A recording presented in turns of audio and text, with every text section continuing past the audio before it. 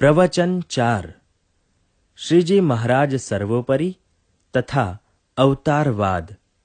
श्री स्वामिनारायण भगवाननी जय, श्री अक्षर पुरुषोत्तम महाराजनी जय, श्री गुणादिदानंद स्वामी महाराजनी जय, श्री शास्त्रीजी महाराजनी जय, श्री योगीजी महाराजनी जय, श्री प्रमुख स्वामी महाराजनी जय।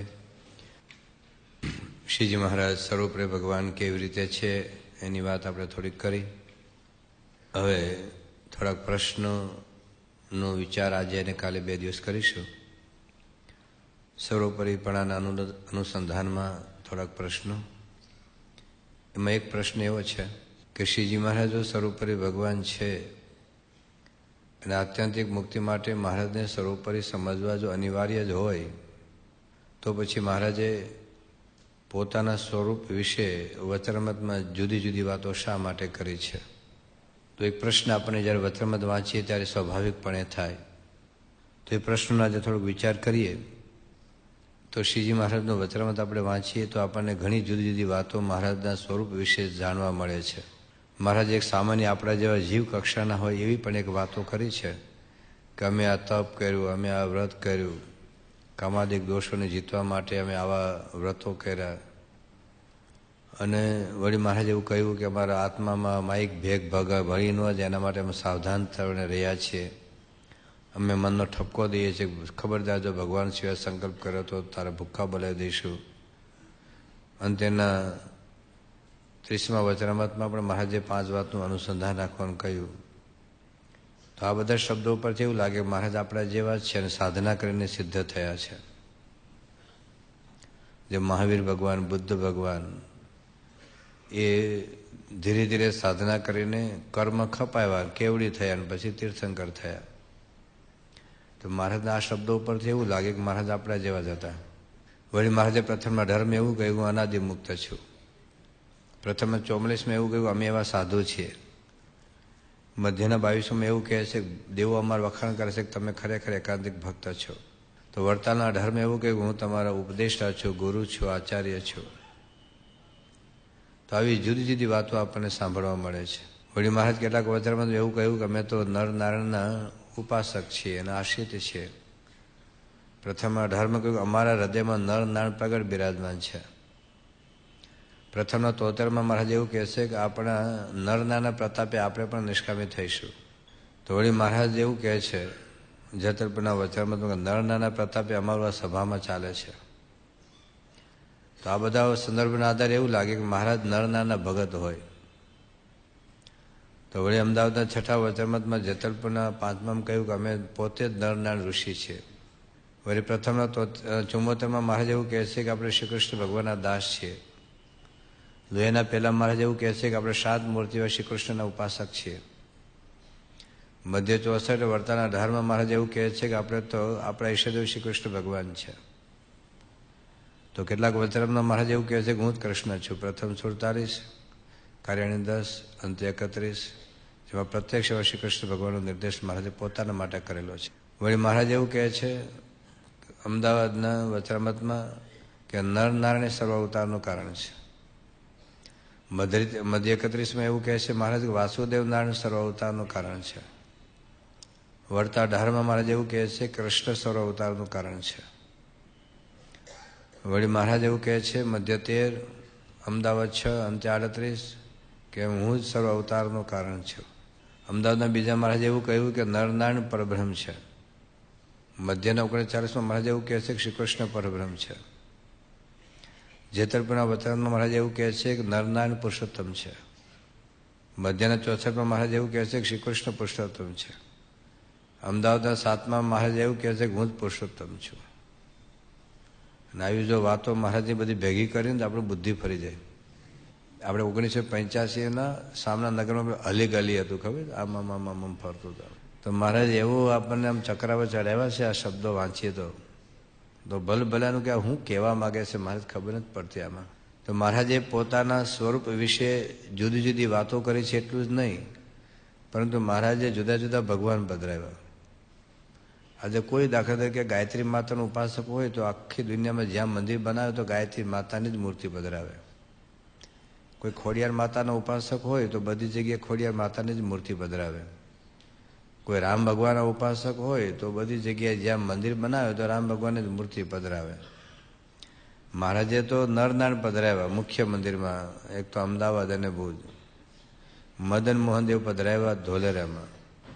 વડતાલમાં એ લક્ષ્મીનારાયણ પધરાવ્યા મુખ્ય મધ્યખંડમાં. પછી તો વળી પાછા રાધા કૃષ્ણ દેવકીનું બધા હોય છે. વળી પાછા રેવતી બળદેવજી હોય.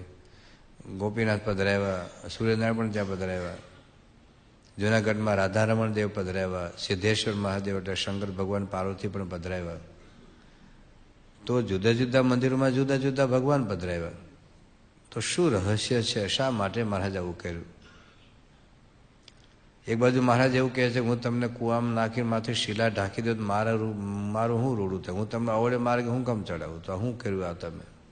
એક બાજુ મહારાજ એવું કહે છે કે જો તમે મારો સંબંધ રાખશો તમારા જગતનો લોચો કાઢી નાખીશ, કસર ટાળી નાખીશ.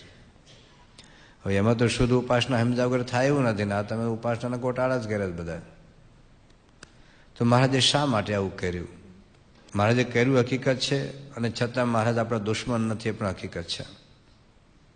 પણ છતાં જે મહારાજને કરવું પડ્યું છે એ સંજોગો હતા. કારણ કે પ્રગટ હોય ત્યારે કોઈને જાણે રમાપતિ નિરીત. પ્રગટ ભગવાન નિશ્ચિત થવું અતિ કઠણ છે.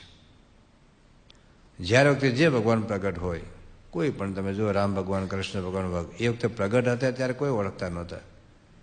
ગીતામાં કૃષ્ણ ભગવાન વારંવાર પોતાની બળતરા રજૂ કરે છે કે ઔજાનંદીમાં મૂઢામાં નૃસિંહ ધનુમાશ્રિતમ પરમ ભાવ મદાનંદો મમ ભૂત મહેશ્વરમ. કૃષ્ણ ભગવાન કહ્યું કે મને કોઈ સમજતું નથી. આપણી જ ફરિયાદ છે ને, આપણા ઘરમાં કોઈ સમજતું નથી.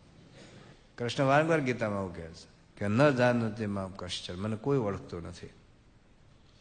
તો પ્રગટ હોય ત્યારે ઓળખવા બહુ કઠણ છે. અને એમ મહારાજના સર્વોપરીપણાની વાતો સમજવી એ તો લોઢાના ચણા ચાવવા જેવું કઠણ છે. લોઢાના ચણા, કાચા ચણા આજના ચોકલેટ ખાનારા દાંત ચાવી ન અગે. તો લોઢાના ચણા ચાવવા કેટલું કઠણ છે, એટલું અઘરું છે. શ્રીજી મહારાજ લોયાના 18મા વચરામૃતમાં એક વાત કરે છે કે નિશ્ચયની વાત તો બહુ અટપટી છે, મહાકઠણ છે. નિશ્ચયની વાત કરતા મને બીક લાગે છે, એવું મહારાજે કહ્યું લોયાના 18માં. મહારાજે 11 વર્ષ ઉંમરે ઘેરથી નીકળ્યા ત્યારે સિંહની બીક ન લાગી, વાઘ વરુની બીક ન લાગી, જંગલી પાડાની બીક ન લાગી, અસુરોની બીક ન લાગી, ભૂત અને પિશાચની બીક ન લાગી. ઠંડી અને ગરમી અને ઘોર અંધારા જંગલમાં મહારાજને બીક નથી લાગી.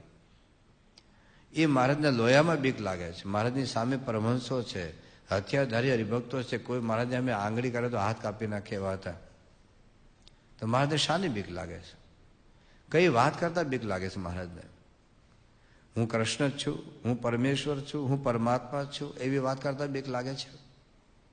તો સંપ્રદાયનો ઇતિહાસ છે, એક વાત બતાવે છે. અદભુતાનંદ સ્વામીની, ભાયાત્માનંદ સ્વામીની વાતોમાં પ્રસંગ આવે છે કે મહારાજ જ્યારે ભુજમાં હતા, સુંદરજી સુથારના ઘેર મહારાજ રહેલા, ત્યાં એક જગજીવન નામે એક દીવાન હતો.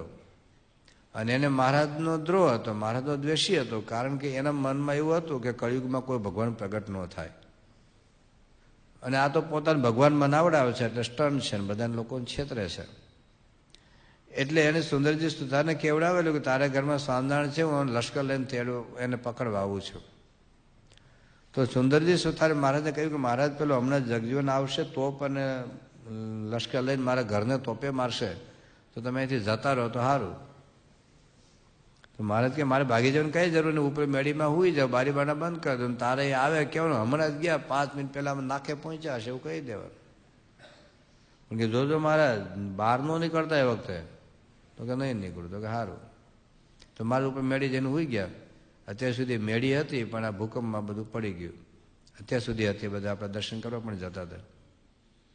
તો પછી આ જગજીવન આવ્યો કે ક્યાં ગયા સ્વામિનારાયણ? તો મહારાજે સુંદરજી સુથારને શીખવાડી રાખેલું કે એમ કહી દેવું હમણાં જ ગયા. તો એવું બોલ્યા. મહારાજ બારી ખોલી કે આ રહ્યો એમ. તો કે કોણ તમે? કે હું ભગવાન. કયા ભગવાન? કે રાધિકાનો પતિ કૃષ્ણ, લક્ષ્મીનો પતિ નારાયણ છે, જા તાર થાય તે કરી લે. તો જે મહારાજને તોપ લશ્કર લઈને એ પકડવા આવેલો, એની સામે મહારાજ ગભરાતા નથી, કહી દે હું કૃષ્ણ છું, જા. બિશપ હેબર ગુજરાતને ક્રિશ્ચિયન બનાવવા માટે આવેલો, જો ગુજરાતમાં 3000 સ્વામિનારાયણ સંતો વિચરતા ન હોત તો ત્યારે કેરાળા રાજ્યની જેમ ગુજરાત ક્રિશ્ચિયન થઈ ગયું હોત. પણ એ જોયું કાંઈ મારું કાર્ય નહીં સફળ થાય. પણ એને એક વિચાર આવ્યો માયા પરનો કે હું જો સ્વામિનારાયણ ક્રિશ્ચિયન બનાવી દઉં તો પછી એના સંતો બધા ક્રિશ્ચિયન થઈ જાય. તો મહારાજને ક્રિશ્ચિયન બનાવવા માટે એને મહારાજને નડિયાદ બોલાવ્યા વડતાલથી. મહારાજે મેળા પણ ખરા બિશપ એબર હમણાં બાપાએ ત્યાં મંદિર બાંધ્યું. તો એને મહારાજને કહ્યું કે તમે મુંબઈ આવો, મારે તમને બાઇબલ ભણાવું છું. મહારાજ હું થોડો નવરું તારી પાછળ ફરું. પણ એને પૂછ્યું તમે કોણ છો? કે હું પરમાત્મા છું, હું પરમેશ્વર છું. તો વિધર્મી એવા બિશપ એબરને મહારાજ હું ભગવાન છું કહેતા શરમાતા નથી, ગભરાતા નથી, ડરતા નથી. અને વિદ્રોહી એવો જે જગજીવનરામ મહારાજને પકડવા આવે છે એની સામે પણ હું કૃષ્ણ છે વાત કરતા બીક નથી લાગતી. તો આ તો મહારાજના પરમહંસો હતા, સમયભીત પરમહંસ, 108 પ્રકરણમાંથી પસાર થઈ ચૂક્યા હતા. અને ભક્તો પણ ભાઈ સમર્પિત હતા, મહારાજને વિશે શ્રદ્ધાવાન હતા. એની સામે મહારાજને બીક કેમ લાગે છે? મહારાજે લખ્યું આગળ કે નિશ્ચયની વાત કરતા બીક લાગે છે, કેમ જાણે કોઈને અવળું પડે ને પાછા મૂળગેથી જતા રહે. જોજો પ્લીઝ, જતા ન રહેતા. તમારી વાત કરું, કાલે આવતા બંધ ન થઈ જાય. ઓહો, એ તો બહુ અઘરી વાતો થાય છે. કદાચ કોઈ બાકી રહી ગયા હોય તમને આજુબાજુના તો કાલે પણ આવી શકે છો. એટલે બધાને કહી દેજો, કાલે તો અદભુત વાતો આવશે, મહારાજની પ્રગટપડાની વાતો. આ તો ખાધું એટલું ભૂખ જાય. આજનો દિવસ ગયો તો ભલે ગયો, પણ કાલે પણ વાતો આવશે. પણ મહારાજને એ હતું કે જો હાવ મૂળગેથી જ જતો રહેતો પછી હાવ જશે. પણ પછી મહારાજ કહે વાત કર્યા વગર હાલતું નથી. લ હવે પ્રશ્ન છે, જો વાત કરું તો કોઈને અવળું પડે ને વાત ન કરું તો સમજાય નહીં. જે માતા હોય ને એને એક મૂંઝવણ હોય કેટલીક વખત કે બાળકને જો કડવી દવા પાય તો બાળક રડે. અને બાળક રડે કોઈ માતાને ગમે નહીં. ગમે તેવું કામ કરતા હોય ને તો એ કામ છોડીને પણ બાળકને ધવરાવે. તો બાળક રડે એ મમ્મી માતાને ગમે નહીં. પણ કડવી દવા પાયા વગર બાળક હાજો ન થાય. પ્રશ્ન થાય, કડવી દવા પાય તો બાળક રડે અને રડે માતાને ગમે નહીં તો કરવું હું? અને જો કડવી દવા ન પાય તો બાળક રડે નહીં પણ હાજો ન થાય. પહેલા આપણે બધું કડવાતું પાવતા બધા. અત્યારે તો બધું એલોપેથીમાં આવી ગયું. બધું બેબી પાવડરમાં નાખી દે, બધું ઇન્જેક્શન આપી દે. પહેલાં તો નાનપણથી કડવું કડિયાતું પાતા. આમ પહેલાંથી જેવું ધરબી નાખ્યું હોય ને તો મોટી ઉંમર સુધી તેને કંઈ બીમારી થાય જ નહીં. અત્યારે તો ઉગીને ઊભું થયું હોય ને ત્યાંથી હોસ્પિટલમાં જ હોય.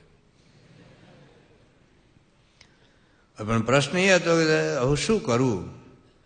છેવટે માતા છે ને બાળક ભલે થોડીક વાર રડે, એના પગ પકડી રાખે, હાથ પકડી રાખે, ચમચીમાં કડવું કડિયાતું નાખીને મોઢે મૂકીને પાઈ દે, પછી વળી ધવરાવી દે.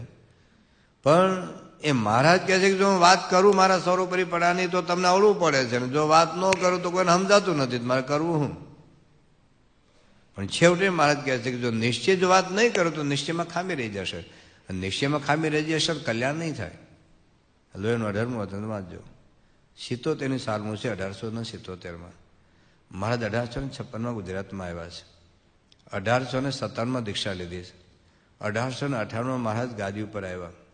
તો ગાદી ઉપર આવ્યા પછી 19 વર્ષ પછી મહારાજ વાત કરે છે કે મને સભામાં વાત કરતા બીક લાગે. અને ક્યાં જાહેર સભામાં બોલવું છું?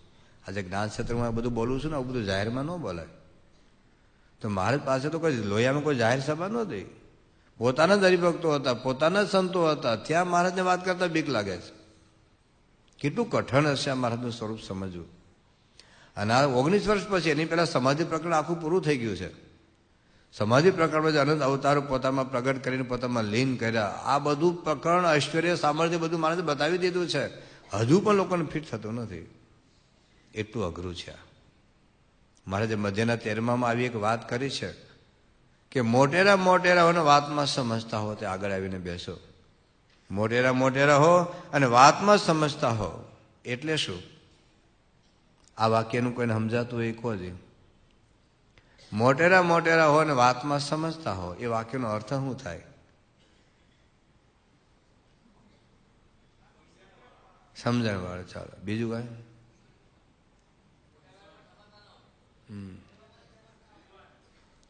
મોટેરા હો અને વાતમાં સમજતા હો.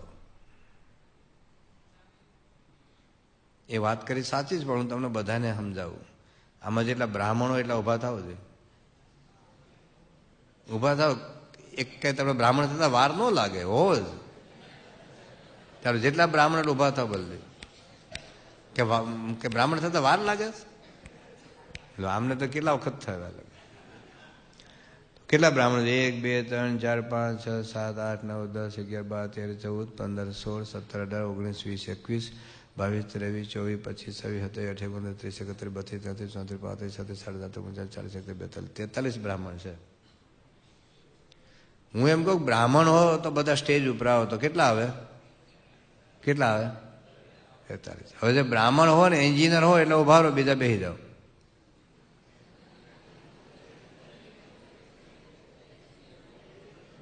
બ્રાહ્મણ હો અને એન્જિનિયર હો તો કેટલા છે? 1 2 3 ને 4. જો હું એમ કહું બ્રાહ્મણ હો તો સ્ટેજ ઉપર આવો તો કેટલા આવે? 43. પણ એમ એવું કહું બ્રાહ્મણ હો અને એન્જિનિયર હો તો ઉપર આવો તો કેટલા આવે? 4. હજુ એક ઉભા. તેનો અર્થ શું થયો? કે બધા બ્રાહ્મણ એન્જિનિયર નથી. બરાબર? જો એવું બોલ્યો હોત કે બ્રાહ્મણ હો એ સ્ટેજ ઉપર આવત તો કેટલા આવત? પણ બ્રાહ્મણ હો અને એન્જિનિયર હો તો કેટલા આવે? 4. બરાબર. હવે આમાં જે મિકેનિકલ એન્જિનિયર ઉભા રહો, બીજા બેસી જાઓ તો કેટલા છે? એક જ. હું વાક્ય એવું બોલું કે બ્રાહ્મણ હો તો સ્ટેજ ઉપર આવો તો કેટલા આવત? બ્રાહ્મણ હો અને એન્જિનિયર હો તો કેટલા આવે? એનો અર્થ શું થયો? કે બધા બ્રાહ્મણ એન્જિનિયર નથી. પણ પછી એમ કહો કે બ્રાહ્મણ હો અને મિકેનિકલ એન્જિનિયર હો તો ઉપર આવે કેટલા આવત? 1. એનો અર્થ શું થયો? બધા બ્રાહ્મણ એન્જિનિયર નથી. બરાબર? એમ મહારાજ એવું કેવું છે કે મોટેરા હો અને વાતમાં સમજતા હો. એનો અર્થ શું થાય? બધા મોટેરા સમજતા. જેમ બધા બ્રાહ્મણ એન્જિનિયર નથી એમ બધા મોટેરા સમજતા નથી. સમજાય છે ને? બરાબર. આ દ્રષ્ટાંત મેં ચોખ્ખું બતાવ્યું કે બધા બ્રાહ્મણો કેટલા હતા? 43. પણ બ્રાહ્મણ અને એન્જિનિયર કેટલા હતા? બ્રાહ્મણ અને મિકેનિકલ એન્જિનિયર કેટલા? એટલે બધા બ્રાહ્મણ એ મિકેનિકલ એન્જિનિયર નથી. એ મોટેરા તો ઘણા બધા હતા, પણ મોટેરા અને સમજતા હો 2 ડિગ્રી લાગુ પડે. મોટેરા હોય અને સમજતા પણ હોય. મોટેરા તો ઘણા હોય પણ સમજતા ના પણ હોય. તો 2 ડિગ્રી લાગુ. આને કહેવાય વિશેષણ. સંસ્કૃતમાં કહેવાય કે અન્ય વ્યાવર્તકત્વ વિશેષત્વ. ઘણી વખત આમ 4-5 છોકરા ઉભા રહ્યો ને હું કે પેલા બોલાવો. પેલો એટલે કોણ? તો કે પેલો ઊંચો હશે ને એને બોલાવ્યો.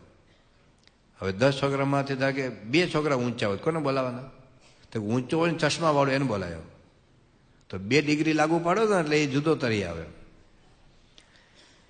તો મહારાજે કહ્યું કે મોટેરા હોય ને વાતમાં સમજતા હોય આગળ આવીને બસ. એનો અર્થ એવો થયો કે બધા મોટેરા સમજતા નથી. સંપ્રદાયનો ઇતિહાસ જુઓ. હવે મુક્તાનંદ સ્વામી મહારાજ કરતા 23 વર્ષે મોટા. મુક્તાનંદ સ્વામી સાધુતામાં કોઈ ખામી નહોતી, નિયમ ધર્મમાં કોઈ ખામી નથી. પણ મહારાજનું સર્વોપરી સમજવામાં એને 28 વર્ષ લાગ્યા. આપણને લાગે આપણે તો મુક્તાનંદ સ્વામી કરતા મોટા, હું ધૂળ મોટા. આપણે મુક્તાનંદ સ્વામીને કોઈ ખામી નથી બતાવવા માંગતા, એવો અધિકાર આપણો નથી ભાઈ. એ ભલે મહારાજને સમજતા હતા પણ યથાર્થ સમજતા હતા. આપણે ખાલી સર્વોપરીના બણગા ફોકીએ છીએ. આપણે મારે તો ટીવી સર્વોપરી છે, ડુંગળી લસણ સર્વોપરી છે. બોલો સાચી વાત હો. શીજમાં જ મોટા કે ડુંગળી લસણ મોટું નક્કી કરજો ઘેરે જઈને. આપણા માટે તો બોલીએ ખાલી મહારાજ સર્વોપરી છે, પણ ડુંગળી લસણ છૂટતા નથી. એટલે મુક્તાનંદ સ્વામી જે સમજતા હતા પણ સાચું સમજતા હતા. મહારાજ એક આજ્ઞા આપી નથી, પણ છતાંય જ્યાં સર્વોપરી પણ એને વાતો સમજવા બેઠા છીએ એટલે આપણે એનો પ્રસંગ કહીએ છીએ કે મુક્તાનંદ સ્વામી નિત્યાનંદ સ્વામી પાસે ગીતા ભાષ્ય ભણતા હતા વઢવાણ. કારણ ચાલુ વિચરણની અંદર પણ જવાનું જોઈએ, વચ્ચે સમય મળે ત્યારે ભણતા જાય.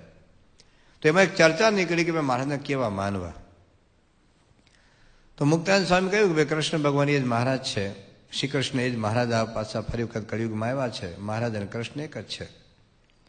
તો નિત્યાનંદ સ્વામી કહ્યું ના એવું નથી, મહારાજે તો અનેક વાર કૃષ્ણાદિક અવતારોને પોતામાં પ્રગટ કરીને પોતામાં લીન કર્યા છે. મહારાજ તો અવતારના અવતારી છે. બે એક કેવી રીતે કહેવાય? મહારાજે પોતાના સ્વરૂપ પર કેટલી બધી વાતો કરી છે. મહારાજે તો તમે કૃષ્ણાધિક અવતાર જેવા ગાણો તો દ્રોહ થયો કહેવાય, કેવી રીતે એક કહેવાય? પણ ના, કૃષ્ણ અને મહારાજ એક જ છે, કોઈ ચુકાદો આવ્યો નહીં. પછી મહારાજ જાય લોહિયાના ગડકામાં હતા ત્યારે આ સંતોને બોલાવ્યા. એટલે પછી આ મુક્તાનંદ સ્વામી પૂછ્યું કે મહારાજ, અમારે ને મુક્તાનંદ સ્વામી વચ્ચે, આ નિત્યાનંદ સ્વામી વચ્ચે ચર્ચા થઈ છે, તો આપના સ્વરૂપ વિશે તમારે ચુકાદો આપવાનો છે, કારણ કે નિર્ણય આવી શક્યો નથી. મહારાજે પૂછ્યું, બોલો શું પ્રશ્ન છે? કે હું એમ માનું છું કે તમે પોતે જ કૃષ્ણ છો, અને નિત્યાનંદ સ્વામી એવું કહે છે કે મહારાજ કૃષ્ણથી પર છે, તો બે મત કોની વાત સાચી? તો મુક્તાનંદ સ્વામીની વાત સાંભળી મહારાજ કહ્યું કે નિત્યાનંદ સ્વામી જે વાત કરે છે એ વાત સાચી છે, અમે સર્વ અવતારના અવતારી છે, અવતારોથી પર છે. તો મુક્તાનંદ સ્વામી કહે, હે મહારાજ, આવી વાત કોઈ શાસ્ત્રમાં લખી હોય? મહારાજ કે શાસ્ત્રની વાત સાચી ને અમારી વાત ખોટી કેમ? શાસ્ત્રો તો ઋષિ મુનિઓ લખેલા છે, તો જાઓ શાસ્ત્રો કે ત્યારે માનજો. પછી મુક્તાનંદ સ્વામી કહ્યું કે મહારાજ વાત તો સાચી છે, પણ અમને આ શાસ્ત્રોની તંતીઓ આડી આવે છે, સમજાતું નથી, તો આપ આપના સ્વરૂપની વાત કરો. આ પ્રસંગ આપણા જીવન ગ્રંથોમાં આવે છે. તો મેં જરા પુસ્તક લખ્યું ને તે વખતે આપણે એવું લાગતું કે આપણા સંતોએ, આપણા હરિભક્તો પ્રસંગો ગોઠવી કાઢ્યા હશે આપણે, પણ એક પ્રસંગ આ જૂના મંદિરના ગ્રંથોમાં મળે છે. જેટલા આપણા સંપ્રદાયમાં, ઉપાસનાના પુસ્તકમાં, મહારાજના જીવન ચરિત્રમાં, ગુણાતીતાનંદ સ્વામીના જીવન ચરિત્રમાં જે કંઈ પ્રસંગો, એક પણ પ્રસંગ ઉપજાવી નથી કાઢ્યો. આજે આ પુસ્તક લખતી વખતે બધા પુસ્તકો થોડાક જોયા તો ખબર પડે કે એક હકીકત જૂના મંદિરના ગ્રંથોમાં છે. તો આ જે પ્રસંગ છે નિર્ગુણદાસ સ્વામીની વાતોમાં આવે છે ને, એ પુસ્તક કાળુપુર મંદિર તરફથી બહાર પાડવામાં આવ્યું છે. બીજો આ પ્રસંગ એક છે ઘનશ્યામ લીલામૃત સાગર, અને ભૂમાનંદ સ્વામીનો લખેલો ગ્રંથ છે, અને વડતાલ સંસ્થાએ બહાર, અમદાવાદ કાળુપુર સંસ્થાએ બહાર પાડેલો છે. ચોપાઈ રાગમાં છે, અમુક રાગ છે મને એ રાગનો ખબર નથી, એટલે હું ખાલી વાંચું છું. પછી મુક્તમ મુનિએ ત્યાં ધારી પૂછ્યું છે શ્રી હરિને વિચારી, અમારે સંત મંડળમાં એ પ્રશ્નોત્તર કરતા જાય તેમાં પ્રગટ્યો એક સંદેહ, કહું છું આપની આગળ પ્રભુ સુનો હવે મારો પ્રશ્ન, હું જાણું છું તમને કૃષ્ણ. મુક્તાનંદ સ્વામી કહે હું તમને કૃષ્ણ જાણું છું. નિત્યાનંદ સ્વામી કહે છે કે જાણ પુરુષોત્તમ છે સૌ પ્રમાણે, મારા તો પુરુષોત્તમ નારાયણ છે, અક્ષરાધિપતિ છોજી આપ, એવું સ્વામી બતાવે છે માપ. ગુણાતીતા એટલે નિત્યાનંદ સ્વામી એવું કહે છે કે આપ તો અક્ષરધામના અધિપતિ પુરુષોત્તમ નારાયણ છે, હું એમ માનું છું કે આપ કૃષ્ણ છો. તેમાં કોની છે સાચી વાત, મને સમજાવો જગતા. આ બેમાં કોની વાત સાચી છે? તમને જાણવા કેવી રીત, કૃપા કરી બતાવું અજીત. ત્યારે બોલ્યા શ્રીજી મહારાજ, જેમ છે તેમ કહું છું આજ, નિત્યાનંદ સ્વામી કે તે સત્ય એવા જાણી ભજુ સદમત. નિત્યાનંદ સ્વામી કહે છે કે અમે અક્ષરધામના અધિપતિ, સર્વ અવતારના અવતારી, પૂર્ણ પુરુષોત્તમ નારાયણ છીએ, એવા સાચી છે, એમ તમે માનો. તમે પણ એમ માનો મન, એવી સ્થિતિમાં રહેજો અનન્ય. ત્યારે બોલ્યા વળી મુક્તાનંદ, હે કૃપાનાથ, હે સુખકંદ, હશે શાસ્ત્રમાં ક્યાંય વાત? આવી વાત શાસ્ત્રમાં હશે?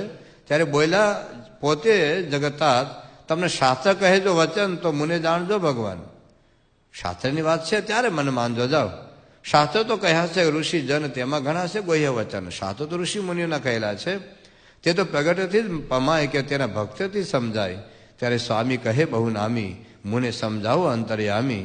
ત્યારે બોલ્યા છે સારંગ પાણી, સુણ મુક્તાનંદ સ્વામી વાણી, અક્ષરાધિપતિ છું હું નિત, સાચી વાત માની કરો પ્રીત, સર્વે અવતારનો આધાર પુરુષોત્તમ અક્ષર પાર, જાણી લેજો તમે મુનિ, એમ કહ્યું તમને જેમ છે તેમ. આ ઘનશ્યામ લીલામૃત સાગરનું અમદાવાદ સંસ્થાનું પુસ્તક છે. એટલે સમજ બહુ કઠણ હતું. બીજો એક પ્રસંગ આપણે જાણીએ છીએ, આપણા ઉપાસનાના પુસ્તકમાં આવે છે, આપણા જીવન ચરિત્રમાં આવે છે. એ પણ મને એવું લાગતું હતું કે ઠીક છે, આપણે ગોઠવી કાઢ્યું હશે. એ પ્રસંગ છે મહારાજે લોયા નાગરિકામાં બહુ અદભુત પોતાના સ્વરૂપની વાતો કરી, સર્વોપરીપણાની. જ્ઞાનસત્ર બહુ મોટું રાખેલું, 6-7 મહિનાનું. આમ જેમ આખો દિવસ મહારાજ નહીં બોલતા, આપણે હવાર હાથ બોલે, પછી મહારાજ બધા પરમહંસો સાથે હરે ફરે ને સુખ આપે. પણ પછી મહારાજે સંતોને કહ્યું કે જાઓ તમે ગામડે ફરો ને અમારા સ્વરૂપની વાતો કરજો ભગવાને. કે સારું. 2-4 મહિના પછી બધા સંતો ગરડા ભેગા થયા, મહારાજ બધાને ભેટે મળે, સમાચાર પૂછે. અને પછી સંતોને પૂછે કે તમે બોલો ગામડે શું વાતો કરી? મહારાજ અમે તો મનુષ્ય દેહની દુર્લભતાની વાતો કરી. મહારાજ કે સારું બોલો, તમે શું વાત કરી? કે મહારાજ અમે તો એવું કહ્યું જગતમાં સુખ નથી, સત્સંગમાં સુખ છે. મહારાજ કે બહુ સારું, બોલો તમે શું વાત કરી? ભગવાન શું વાત કરી? કે ભગવાન ભજવા જોઈએ, પણ કયા ભગવાન? કે મહારાજ આપ જ. કે તો અમારી શું વાત કરી? કે તે ઘોર કળિયુગમાં સાક્ષાત દત્તાત્રેય કપિલ જેવા ભગવાન પ્રગટ થયા. મહારાજ કે વાહ, બહુ મહિમા કીધો, બોલો તમે શું વાત કરી? મહારાજ અમે તો એવું કહ્યું સાક્ષાત રામ ભગવાન પ્રગટ થયા છે કળિયુગમાં. એમ? વાહ, બહુ સારું કહેવાય, બોલો તમે વાત કરી? કે મહારાજ અમે તો એવું કહ્યું કે સાક્ષાત કૃષ્ણ પ્રગટ થયા છે. મહારાજ કે કબૂતરના કબૂતર. અને આ પ્રસંગ મને પોતાનું લાગતું, હું જાહેરમાં કહું છું કે ઠીક છે આપણા ગ્રંથોમાં ગોઠવી કાઢ્યું હશે, પણ શ્રી હરિની અદભુત વાર્તા છે. વર્તા સંસ્થા પુસ્તક બહાર પાડ્યું છે શ્રી હરિની અદભુત વાર્તા, એટલે અદભુતાનંદ સ્વામી લખેલું છે, જે લગ્નના માંડવેથી નીકળી ગયેલા. એ અદભુતાનંદ સ્વામીએ પુસ્તક લખ્યું છે. એમાં એને પોતાનો જ પ્રસંગ લખ્યો છે કે અમે જ્યારે ગામડેથી આવે ત્યારે મહારાજ અમને પૂછ્યું કે તમે શું વાતો કરી? અમે જ્યારે આવી વાત કરી ત્યારે મહારાજ એવું કહ્યું કે તમે એક મૂળો ખાધો. મૂળાનું દર્શન પણ આપ્યું છે. 1.5 પૈસાનો મૂળો ખાધો હોય તો ઓળખાર આવ્યો રહે નહીં. જો તમને મારા સ્વરૂપરી પણ એને વાતો કરવાનો ઈશક ન જાગતો ગામડે ફરવાનો અર્થ શું છે? આવું લખે છે. તો પ્રસંગ છે. તો ઘણા બધા પ્રસંગો આપણે તમે જુઓ. એક સત્સંગ જીવનો ગ્રંથ પણ આપણને એવું લાગતું તો ઠીક છે આપણે ગોઠવી કાઢ્યો હશે, પણ એ પણ જૂના મધ્યના ગ્રંથોમાંથી મળે છે. નિત્યાનંદ સ્વામીનો લખેલો ગ્રંથ છે શ્રી હરિ દિગ્વિજય ગ્રંથ. એ શ્રી હરિ દિગ્વિજય ગ્રંથ વર્તા સંસાર બહાર પાડ્યો છે. અને એની જે પ્રસ્તાવના લખી છે, વર્તાલના એક વિદ્વાન સંત થઈ ગયા એ કૃષ્ણ સ્વરૂપદાસ. એ પ્રસ્તાવનામાં નિત્યાનંદ સ્વામીનું જીવન ચરિત્ર લખ્યું છે. એમાં એમણે આ પ્રસંગ મૂક્યો છે. પ્રસંગ એવો છે કે સત્સંગી જીવન ગ્રંથ જ્યારે લખાતો હતો ત્યારે મહારાજને ગ્રંથમાં કેવા લખવા એવો નિર્ણય કર્યો. એટલે બધા મોટા ભાગને એવું કહેતા કે મહારાજને કૃષ્ણ જેવા જ લખવા, કારણ કૃષ્ણ એ જ મહારાજ ને મહારાજ એ જ કૃષ્ણ. પણ નિત્યાનંદ સ્વામી ના પાડે કે ના, મહારાજે તો પોતાનું ઐશ્વર્ય બતાવો. એનું જોયું છે તમે, જો પર્વતભાઈને તમે શીતલદાસને કેટલાને પોતાના અવતારો પોતાનામાં પ્રગટ કરીને પોતામાં લીન કર્યા બતાવ્યા છે. મહારાજ કૃષ્ણ જેવા કેમ લખાય? પણ કોઈ માયના નહીં. એટલે આવ્યા બધા સુપ્રીમ કોર્ટમાં. મહારાજને કહે મહારાજ પરમહંસો બધા કીધું મહારાજ અમે બધા બહુ ડાયા છીએ, બુદ્ધિશાળી છે, આપનો અભિપ્રાય સમજીએ, પણ આ એક નિત્યાનંદ સ્વામી પોતાનું પકડેલું છોડતા નથી ભાઈ. અને એમ કહે છે કે ના કૃષ્ણ જેવા ન લખે, અમે એમ કહીએ છીએ કે મહારાજ તો કૃષ્ણ જ છે. તો પછી મહારાજે નિત્યાનંદ સ્વામીને પૂછ્યું એટલે તમે કેમ નથી માનતા? એટલા બધા ડાયા બુદ્ધિશાળી એક મત ઉપર આવ્યા છે. મહારાજ હું નહીં માનું. કે કેમ? કે શ્રીજી મહારાજ તમે અનંત અવતારોને પોતાની ઉપાસના પ્રવર્તાવીને પોતાના ધામમાં લઈ જવા આવ્યા છો. અવતારોના ભક્તોને પણ પોતાનું સ્વરૂપ ઓળખાવીને અક્ષરધામમાં લઈ જવા આવ્યા છો. મહારાજ આપે કેટલી વખત આપના સ્વરૂપરીપણાની વાતો કરી છે. મહારાજ અનંત અવતારોને આપે પ્રગટ કરીને આપનામાં લીન કરીને બતાવ્યા છે. મહારાજ તો આપ કેવી રીતે કૃષ્ણ જેવા હોવ? કારણ કે આ બધા કહે છે કે ભલે કે હું નહીં માનું. કે કેમ? કે મહારાજ ભવિષ્યના હજારો લાખો મનુષ્ય સત્સંગ જીવન ગ્રંથ વાંચીને ખોટે રવાડે ચડી જશે. આપના પૃથ્વી પર આવવાનો દાખલો નિષ્ફળ જશે. મહારાજ આપને પછી કોઈ સ્વરૂપ નહીં સમજી શક્યા ગ્રંથને આધારે. પણ મહારાજ આ બધા સંતો કહે છે કે એ ભલે કે હું નહીં લખવા દઉં. મહારાજ કહે તો વિમુખ જાઓ, તમે મારું માનતા નથી, કંઈ વાંધો નહીં. ઠેલી લઈને ઓલો પોટલું લઈને ઉપડ્યા. મહારાજ કીધું જે કોઈ નિત્યાનંદ સ્વામી દર્શન કરશે અડે એને ઉપવાસ. સારું. તો નિત્યાનંદ સ્વામી એનું પોટલું લઈને ઉપડ્યા ગોમતી નદીને, ગોમતી તાળાના કાંઠે. એક તો મકાન તો હતા નહીં. હવે 7 દિવસ સુધી મુક્ત નિત્યાનંદ સ્વામી ત્યાં જ રહ્યા. આ બાજુ કથા વાર્તામાં કઈ મજા આવે નહીં. હરિભક્તો કીધું મહારાજ નિત્યાનંદ સ્વામી જેવા વિદ્વાન સંતો કથામાં હોય તો મજા આવે, હમણાં મજા નથી આવતી, એને બોલાવો તો સારું. મહારાજ કે બોલાવો. નિત્યાનંદ સ્વામી બોલ્યા. મહારાજ હાર લઈને સામે ગયા બોલ્યા કે ઉપાસક તો આવા હોવા જોઈએ. કે અમે વિમુખ કર્યા તો પણ એને રડતા ફરી નહીં. પછી મહારાજે નિત્યાનંદ સ્વામી કીધું કે હમણાં લખવા દો ને આ લોકોને, ભવિષ્યમાં કંઈક થશે સારું. હવે આ ગ્રંથ આપણને એવું લાગતું હતું આ પ્રસંગ ઠીક છે આપણા જીવન ચરિત્રમાં આવતો હશે, પણ આ વડતાલ સંસ્થા બહાર પડેલા પુસ્તકમાં આ પ્રસંગ છે. બીજું એક પુસ્તક છે શ્રી સદગુરુ ચરિત્ર. એ રાજકોટ ગુરુકુળ તરફથી મહારાજના વખતના સદગુરુ સંતોના જીવન ચરિત્રનું એક પુસ્તક બહાર પાડ્યું છે. એમાં નિત્યાનંદ સ્વામીનો પ્રસંગ મૂકેલો છે. એટલે આવા લોકોને કેટલું બધું કઠણ હતું. બ્રહ્માનંદ સ્વામી અને પ્રેમાનંદ સ્વામીને જયારે ગુણાતીતાનંદ સ્વામી કહ્યું કે કુંજ લીલા છોડો ને શ્રીજી લીલાના કીર્તનો બનાવો. વડતાલમાં મધ્યનું 9મું વચરામાં જયારે ગુણાતીતાનંદ સ્વામીએ બધા રઘુવીરજી મહારાજને આસને સમજાયું આવડું આ કે જો તમે મને સ્વરૂપ નહીં સમજો તો અવતાર જેવા જાણશો તો દ્રોહ થયો ગણાશે, અક્ષરધામમાં નહીં જાઓ, બીજા દેવતાના લોકમાં જશો. આ વચનમાં જયારે સમજાયું ત્યારે સુખમુનિ સ્વામી બોલ્યા કે ગુણાતીતાનંદ સ્વામી આ વચનમાં શોધ્યું મેં, લખ્યું મેં, પણ સમજો તો હું આજે જ. ભાયાત્માનંદ સ્વામીની 116 વર્ષની ઉંમરથી વાગડ ગામની અંદર હતા. ગુણાતીતાનંદ સ્વામી ત્યાંથી પસાર થયા અને ભાયાત્માનંદ સ્વામી કહ્યું કે સ્વામી મારી કોઈ કસર નથી, મહારાજ મને ધામમાં કેમ નથી લઈ જતા? સ્વામી કહ્યું કે તમારે મહારાજની મૂર્તિના વિશે બહુ હેત છે, પણ તમે મહારાજના સ્વરૂપ જ સમજતા નથી. સ્વરૂપ જ સમજતા નથી એટલે તમે અક્ષરધામમાં નહીં જાઓ. તમે જે ભગવાન જેવા જાણશો એવા ગોલોક કે વૈકુંઠમાં જશો. મહારાજ તો અક્ષરધામમાં રહેશે, તમે મૂર્તિનો કાયમ વિયોગ થશે અને વિયોગ સહન નહીં કરી શકો. એટલા માટે મહારાજને એવું છે કે જો આત્માનંદ સ્વામી સ્વરૂપ સમજી જાય તો પછી અક્ષરધામમાં લઈ જાઓ. તો કે કેવી રીતે સ્વરૂપ? એ વખતે જે મહારાજે પોતે પોતાના સ્વરૂપ પણ એને વાતો કરી હોય, ભાયાત્માનંદ સ્વામી હાજર હોય, એ જૂના જૂના પ્રસંગો યાદ કરાવ્યા કે જો તમે આ જગ્યાએ હાજર હતા મહારાજ આમ કહ્યું, જો આ જગ્યાએ હાજર હતા મહારાજ આમ કહ્યું, અને ફિટ કરાવીને થોડાક દિવસ પછી ધામમાં લઈ ગયા. આ પ્રસંગ પણ જૂના મંદિરનું પુસ્તક છે પ્રગટસિંહજીની વાતો, એમાં પણ આ બધા પ્રસંગો આપેલા છે. તો આપણે ખબર પડે કે કેટલું બધું કઠણ હતું. પરમહંસોને 108 પ્રકરણમાંથી પસાર થવું કઠણ નથી પડ્યું, પણ મહારાજને સ્વરૂપ સમજવામાં બહુ કઠણ પડ્યું. શ્રીજી મહારાજે પછી મંદિરની પ્રવૃત્તિ શરૂ કરી. પેલું મંદિર અમદાવાદમાં બાંધ્યું, પ્રતિષ્ઠા થઈ ગઈ, અને એ મંદિરના બાંધકામમાં જેને મહત્વનો ફાળો ભજવેલો એ આનંદાનંદ સ્વામીનું બાવડું પકડીને મહારાજ રૂપ ચોકીમાં પાછળ લઈ ગયા. અને એ વખતે ડોશીમાં ઉભા ઉભા દૂર રડતા હતા. મહારાજે હરિભક્તને મોકલ્યા, પૂછ્યા કે કેમ પેલા ડોશીમાં રડે છે, કઈ પેટમાં દુખે, કઈ તકલીફ છે? એટલે પેલા હરિભક્ત આવીને મહારાજને કીધું કે મહારાજે ડોશીમાં એવું કહે છે કે તમે પોતે અક્ષરધામ અધિપતિ પૂર્ણ પુરુષોત્તમ નારાયણ તમે નરનારાયણ પધરાવ્યા તો લોકો આમાં હલવાઈ જશે ને તમને ભૂલી જશે. મહારાજ કે કઈ વાંધો નહીં, એમને કોઈક ભવિષ્યમાં સારું થશે. પછી આનંદાનંદ સ્વામી બાવડું પકડીને મહારાજ પાછા લઈ ગયા બોલ્યા કે સ્વામી તમે કંઈક સમજા? કે હા. કે હું કે પ્રતિષ્ઠા થઈ ગઈ ને જમવાનું બેલ પડશે. મહારાજ કે એ નહીં, અનંત નર નારાયણ, અનંત લક્ષ્મી નારાયણ, અનંત રાધા કૃષ્ણ એક પગે ઉભા રહીને સ્વામિનારાયણ માળા ફેરવે છે. આ સમજશો ત્યારે કામ થશે. આ ગોપાલ સ્વામીની વાતોમાં ઘટના આવે છે બધી. આ કોઈ વાત નવી ઉપજાવી કાઢેલી નથી ભાઈ. તે આનંદ સ્વામી હે આવું? હા એવું. આપણે બોલ્યા હતા હમણાં હરિચરિતામૃત સાગરમાં લખ્યું છે, નરને બોલ્યા કે અમારા જેવા તો એને આનંદ છે ભાઈ. તો વાત સાચી છે બધી. પછી અમદાવાદનું મંદિર થયું, ભુજમાં પણ નરનારાયણ બેઠા. વડતાલમાં પછી મહારાજે નક્કી કર્યું જો હું તો મારી ઉપાસના પ્રવર્તાવવા માટે આવ્યો છું. કાર્યાણીમાં ગોપાલ સ્વામીને કીધેલું કે હું મારી સર્વોપરીપણું પ્રવર્તાવવા આવ્યો છું. એટલું જ નહીં, પૂર્વેના જે ભક્તો થયા એને પણ મારો સંબંધ કરાવીને મારા અક્ષરધામમાં લઈ જવા છે, મારી સ્વરૂપની નિષ્ઠા કરાવીને. તો આ લોકો તો નરનારાયણમાં હલવાઈ જશે. તો હવે મારે તો મારી મૂર્તિ પધરાવી જ છે. અને મહારાજ હરિકૃષ્ણ મહારાજની પંચધાતુની મૂર્તિ તૈયાર કરી. અને એમાં થોડા ખટપટિયા હોય ને, દરેક સેન્ટરમાં અમુક ખટપટિયા હોય, મન દુખિયા. અને બધા ભેગા થયેલા સાંભળ્યું કે હું કે મારે તો પોતાની મૂર્તિ પધરાવવાની. અરે ના હોય, હા છે ને તૈયાર કરાવી છે, વડતાલમાં પધરાવાના જ છે. તો કે નો હાલે. સારા કાર્યમાં વિઘ્નો કરનાર અમુક હોય જ. એમ દરેક દેશમાં હોય, દરેક સેન્ટરમાં હોય, દરેક સંસ્થામાં અમુક એવા હોય. અરે પણ હવે પછી એમાં એ મન દુખિયાનું ગ્રુપ પછી લાંબુ થતું જાય, વધતું જાય, એક એક બબે ભળતા જાય.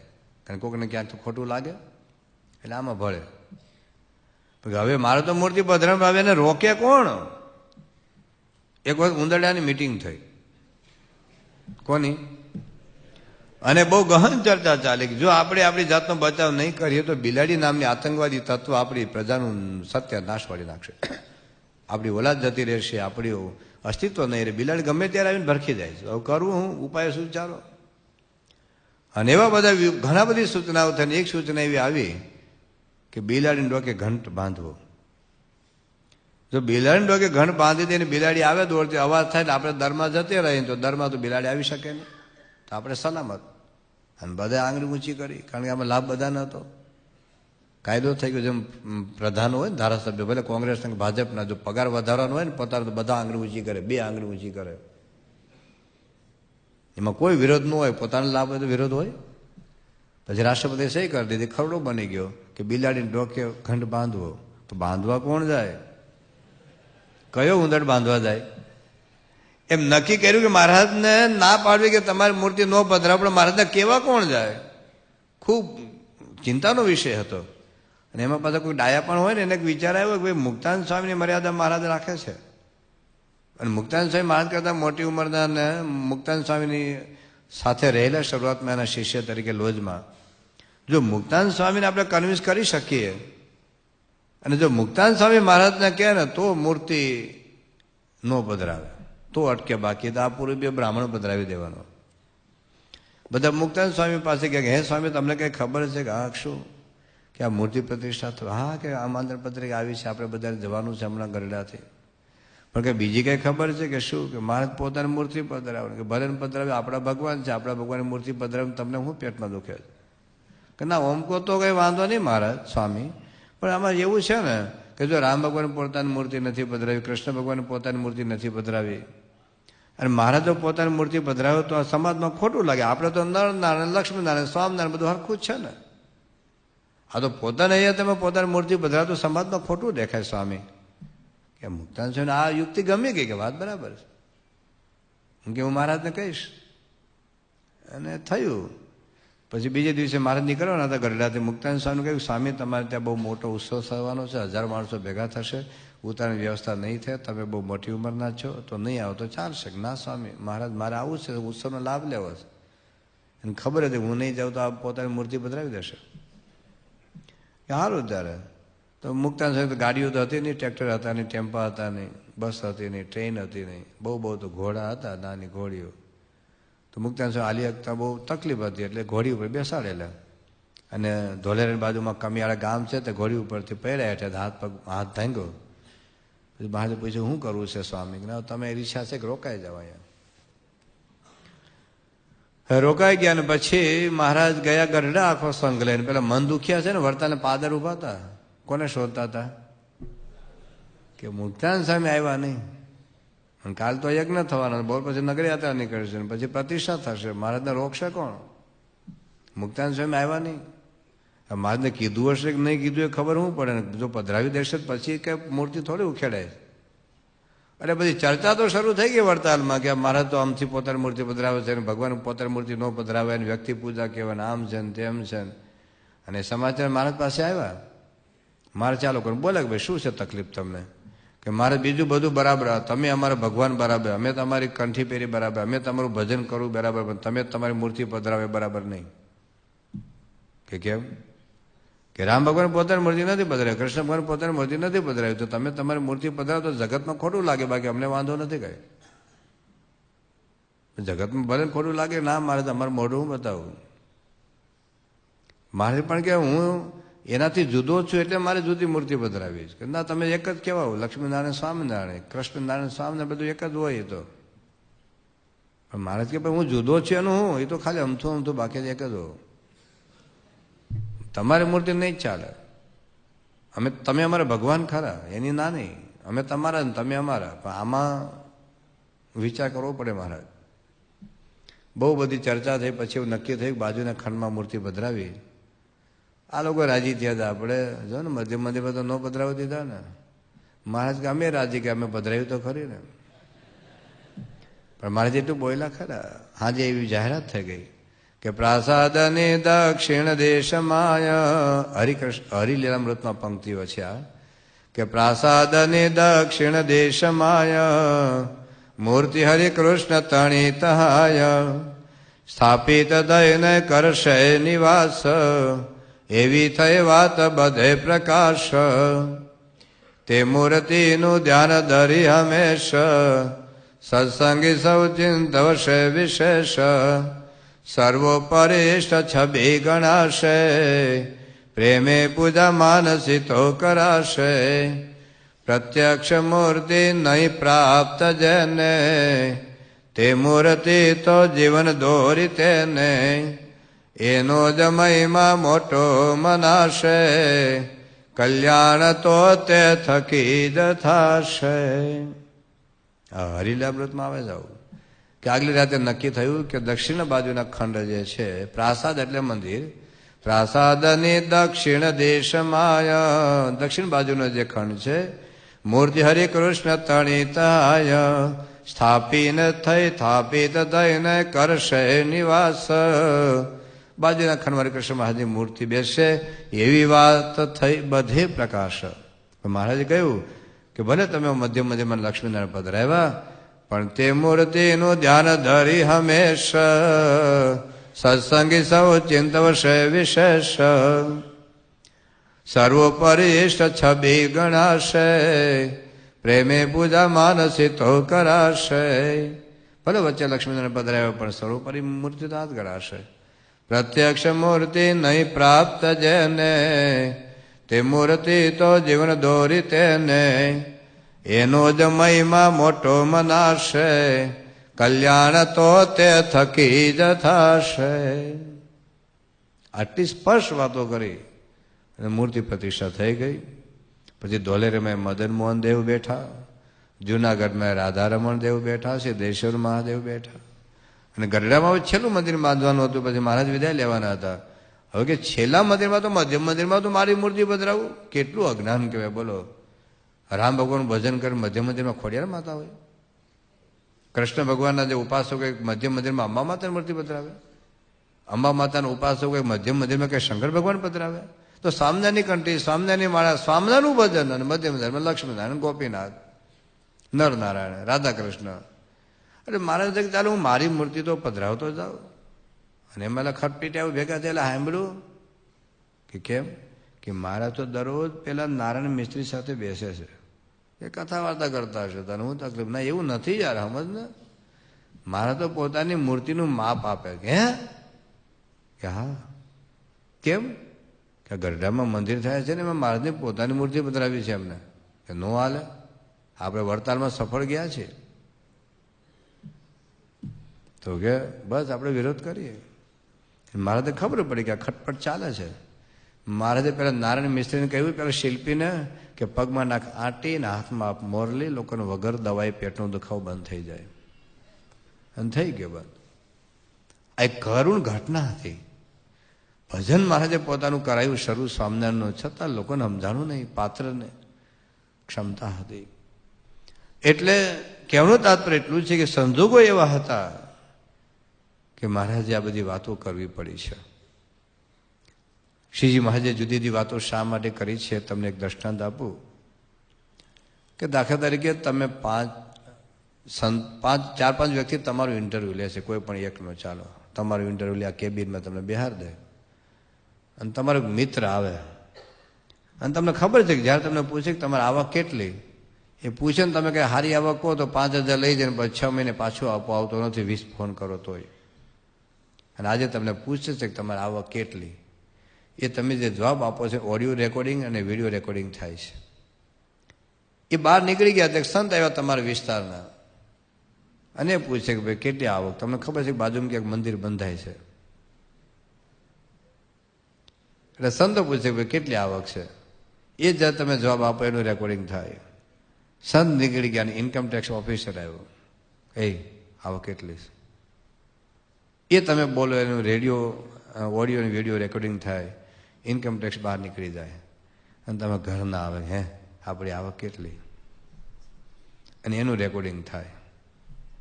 5 જ મિનિટમાં 4 વ્યક્તિ સાથે તમારે ઇન્ટરવ્યુ, અને 4 વ્યક્તિને તમે જવાબ આપ્યા. એ જવાબ એક સરખા હોય કે જુદા જુદા હોય? સાચું બોલો, એક સરખા હોય કે જુદા જુદા? તો મહારાજે જુદી જુદી વાતો કેમ કરી સમજાણું? સમજાય ગયું કે જેવા વક્ત, જેવો ઓડિયન્સ, જેવા સભા, જ્યાં જેવા ઓડિયન્સ બેઠું એ પ્રકારની વાત કરવી જ પડે ને. આ તો જ્ઞાન સત્રમાં આવી વાત થાય, આવી વાત કે જાહેર સભામાં ન થાય. એટલે જ્યાં પરોક્ષ ભક્તો હોય ત્યાં જુદી જુદી વાતો કરવી પડે મહારાજને. કારણ કીડી ઉપર લાડુ ન મુકાય, કીડી બિચારી મરી જાય. કીડીને લાડુ ખવડાવ પણ એક એક કણ આપો તો ધીરે ધીરે અઠવાડિયે 10 દિવસમાં આખો લાડુ ખવાઈ જાય. પણ કીડી પર લાડુ મૂક્યો તો શું થાય? મરી જાય. એમ જે નવે નવો હોય ને પરંપરાની વાતો કરે ને તો એ જતો જ રે, મૂળગે આવે જ નહીં પાછો. એટલે સામે જે ઓડિયન્સ હતું એની પદ પડે એ વાતો કરે. ઘણી વાર શું થાય કે બહુ સર્વોપરીપણાની વાતો થાય ને તો નિયમ ધર્મને હવે મૂકી દે. અરે આપણને બાપા મળ્યા, હવે આપણે ટીવી હું નડવાનું જ ભાઈ? આવા સર્વોપરી ભગવાન મેળા, હવે આપણે ગુટકા નડે? આવા પૂર્ણ પુરુષોત્તમ નારાયણ મેળા, હવે ને ડુંગળી લસણ હું નડવાના છે યાર? બહુ સર્વોપરીપણે વાતો થાય ને અને નિયમ ધર્મ બધા નેવે મૂકે. એટલા માટે મહારાજે કુલ 2000 વચનમાં હતા. જબરદસ્ત સર્વોપરીપણા હતા. અને મહારાજે આ લાગે આ જો બધા વાંચશે ને તો કોઈ નિયમ ધર્મ કશું પાડશે જ નહીં. મહારાજે બધા કેન્સલ કરાવ્યા.